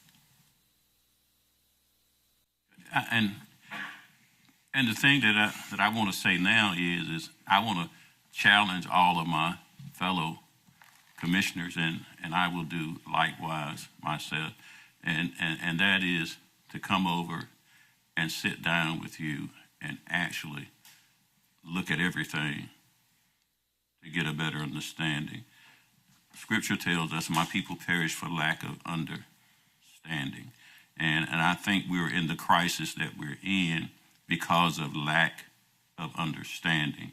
And so I feel, therefore, if people would gain the understanding that's needed in this particular situation, that we can find the right resolution. So thank you so much. Thank you. Yes, sir. I want to go for about a couple minutes on this. Y'all can sit down because I'm not going to ask you anything. I already know what you know. The situation in the jail is a gross situation of mismanagement on the part of the county commissioners, the sheriff, the district attorney, and to some extent judges. I just did the numbers. We've got 18 people sitting in jail that have been there from 6 months to more than 2 years. There is absolutely no excuse for this. without a trial date being set. This is unconscionable. The medical cost in the jail, if you cycle prisoners through the jail like we're supposed to, keeping them a month or two until they're tried and putting them back out, you don't need to even worry about medical costs because they go through there so fast, they're not going to sit down there and develop a medical cost. There's a lot of brain. All we need to solve our jail problem is some brains and some management, and it's on the part of the commissioners, the cooperation of the commissioners, the district attorney, the jail staff, the judges, and the lawyers that are dragging out these cases and the games that are being played to get convictions by torturing and holding prisoners hostage until they squeal. Now, let's all wake up and get real about what's really going on here. You build a bigger jail, and you've just made a bigger problem. They're going to be able to hold more people longer. He had about 5 minutes. No, why am I not entitled to the same consideration that everybody else gets? You're shutting me down. You're shutting me down. Yes. Mr. Brand, go ahead. Commissioner Brand. What a lot of people don't understand is that we have a jail. It's not a prison. It's a jail. It's a holding facility until you get a court date. Once you get a court date, you should get out of jail. Now, if the people of Beaufort County want a new jail, then put it on a referendum and let the people of Beaufort County know exactly what it's going to cost and how much the taxes are going to be raised. And if the people of Beaufort County want a new facility, then I will support it. But they got to know exactly what they're getting into when they agree to build this new facility. Mr. Commissioner Booth. Well, first of all, I want to tell Commissioner Langley I will not accept his challenge. Last time I went in our jail, I got sick, and I wasn't an inmate. I was just passing through. And the second thing I want to say is, Charlie and the young lady, I commend you all for the job you do and the junk you have to do it in. And I knew Lieutenant Brand. My office used to be in her jail. We have the best jail administrator, I think, in this state. And I say that because I've worked in her office in her jail probably about 10 years. And I didn't get sick one day in her jail. Only thing I could smell the food being cooked when they was having lunch. But when I went in our jail, it was a total disaster. And I will tell my colleagues right now, you might not get sued, but if Edmund Earnhardt Booth go in there and stay for any amount of time, I'm going to sue you. Commissioner Waters. I've had the opportunity to go in the jail twice, and the first time I went in there, I was a little bit concerned. I was told what it was going to be like when I went in. I went in there with their representative now that's in Raleigh, Keith Kidwell, and I went in at the same time. Both of us were impressed. It was not as bad as we had been told it would be. As a matter of fact, the day that we went in there, I went to Wendy's. Maybe I shouldn't say this. I went into Wendy's, and I went in their bathroom, and it was terrible compared to what I saw in the jail.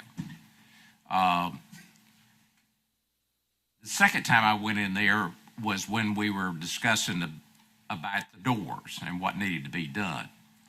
I will not run from making the jail safe and secure for our employees and our inmates. We can buy some time, but we can't buy an indefinite period of time.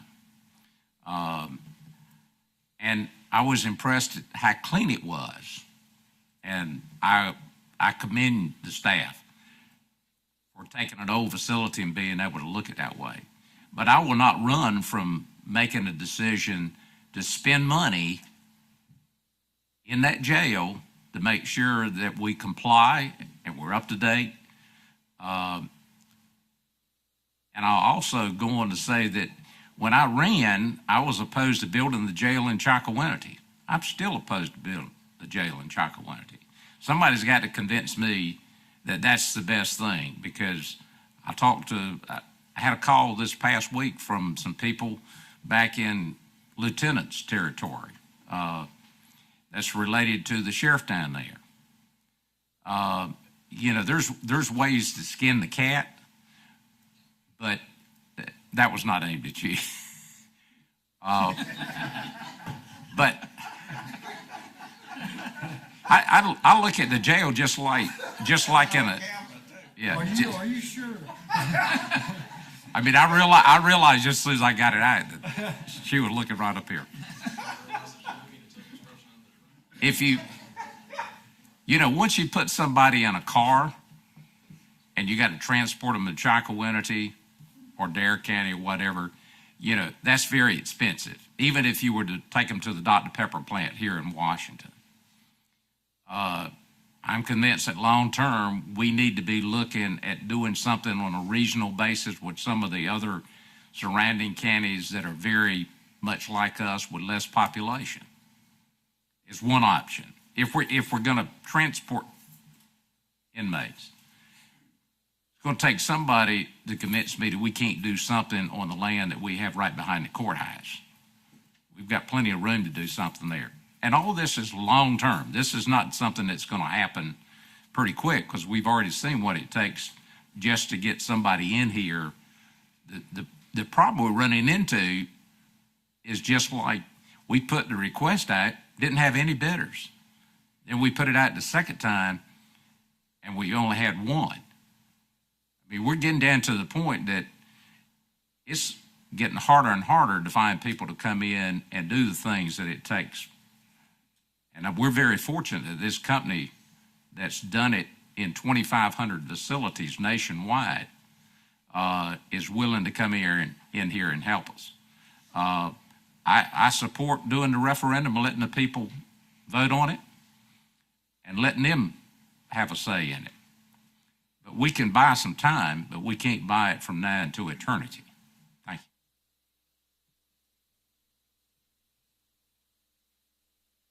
Do I hear a motion to adjourn? Move to adjourn.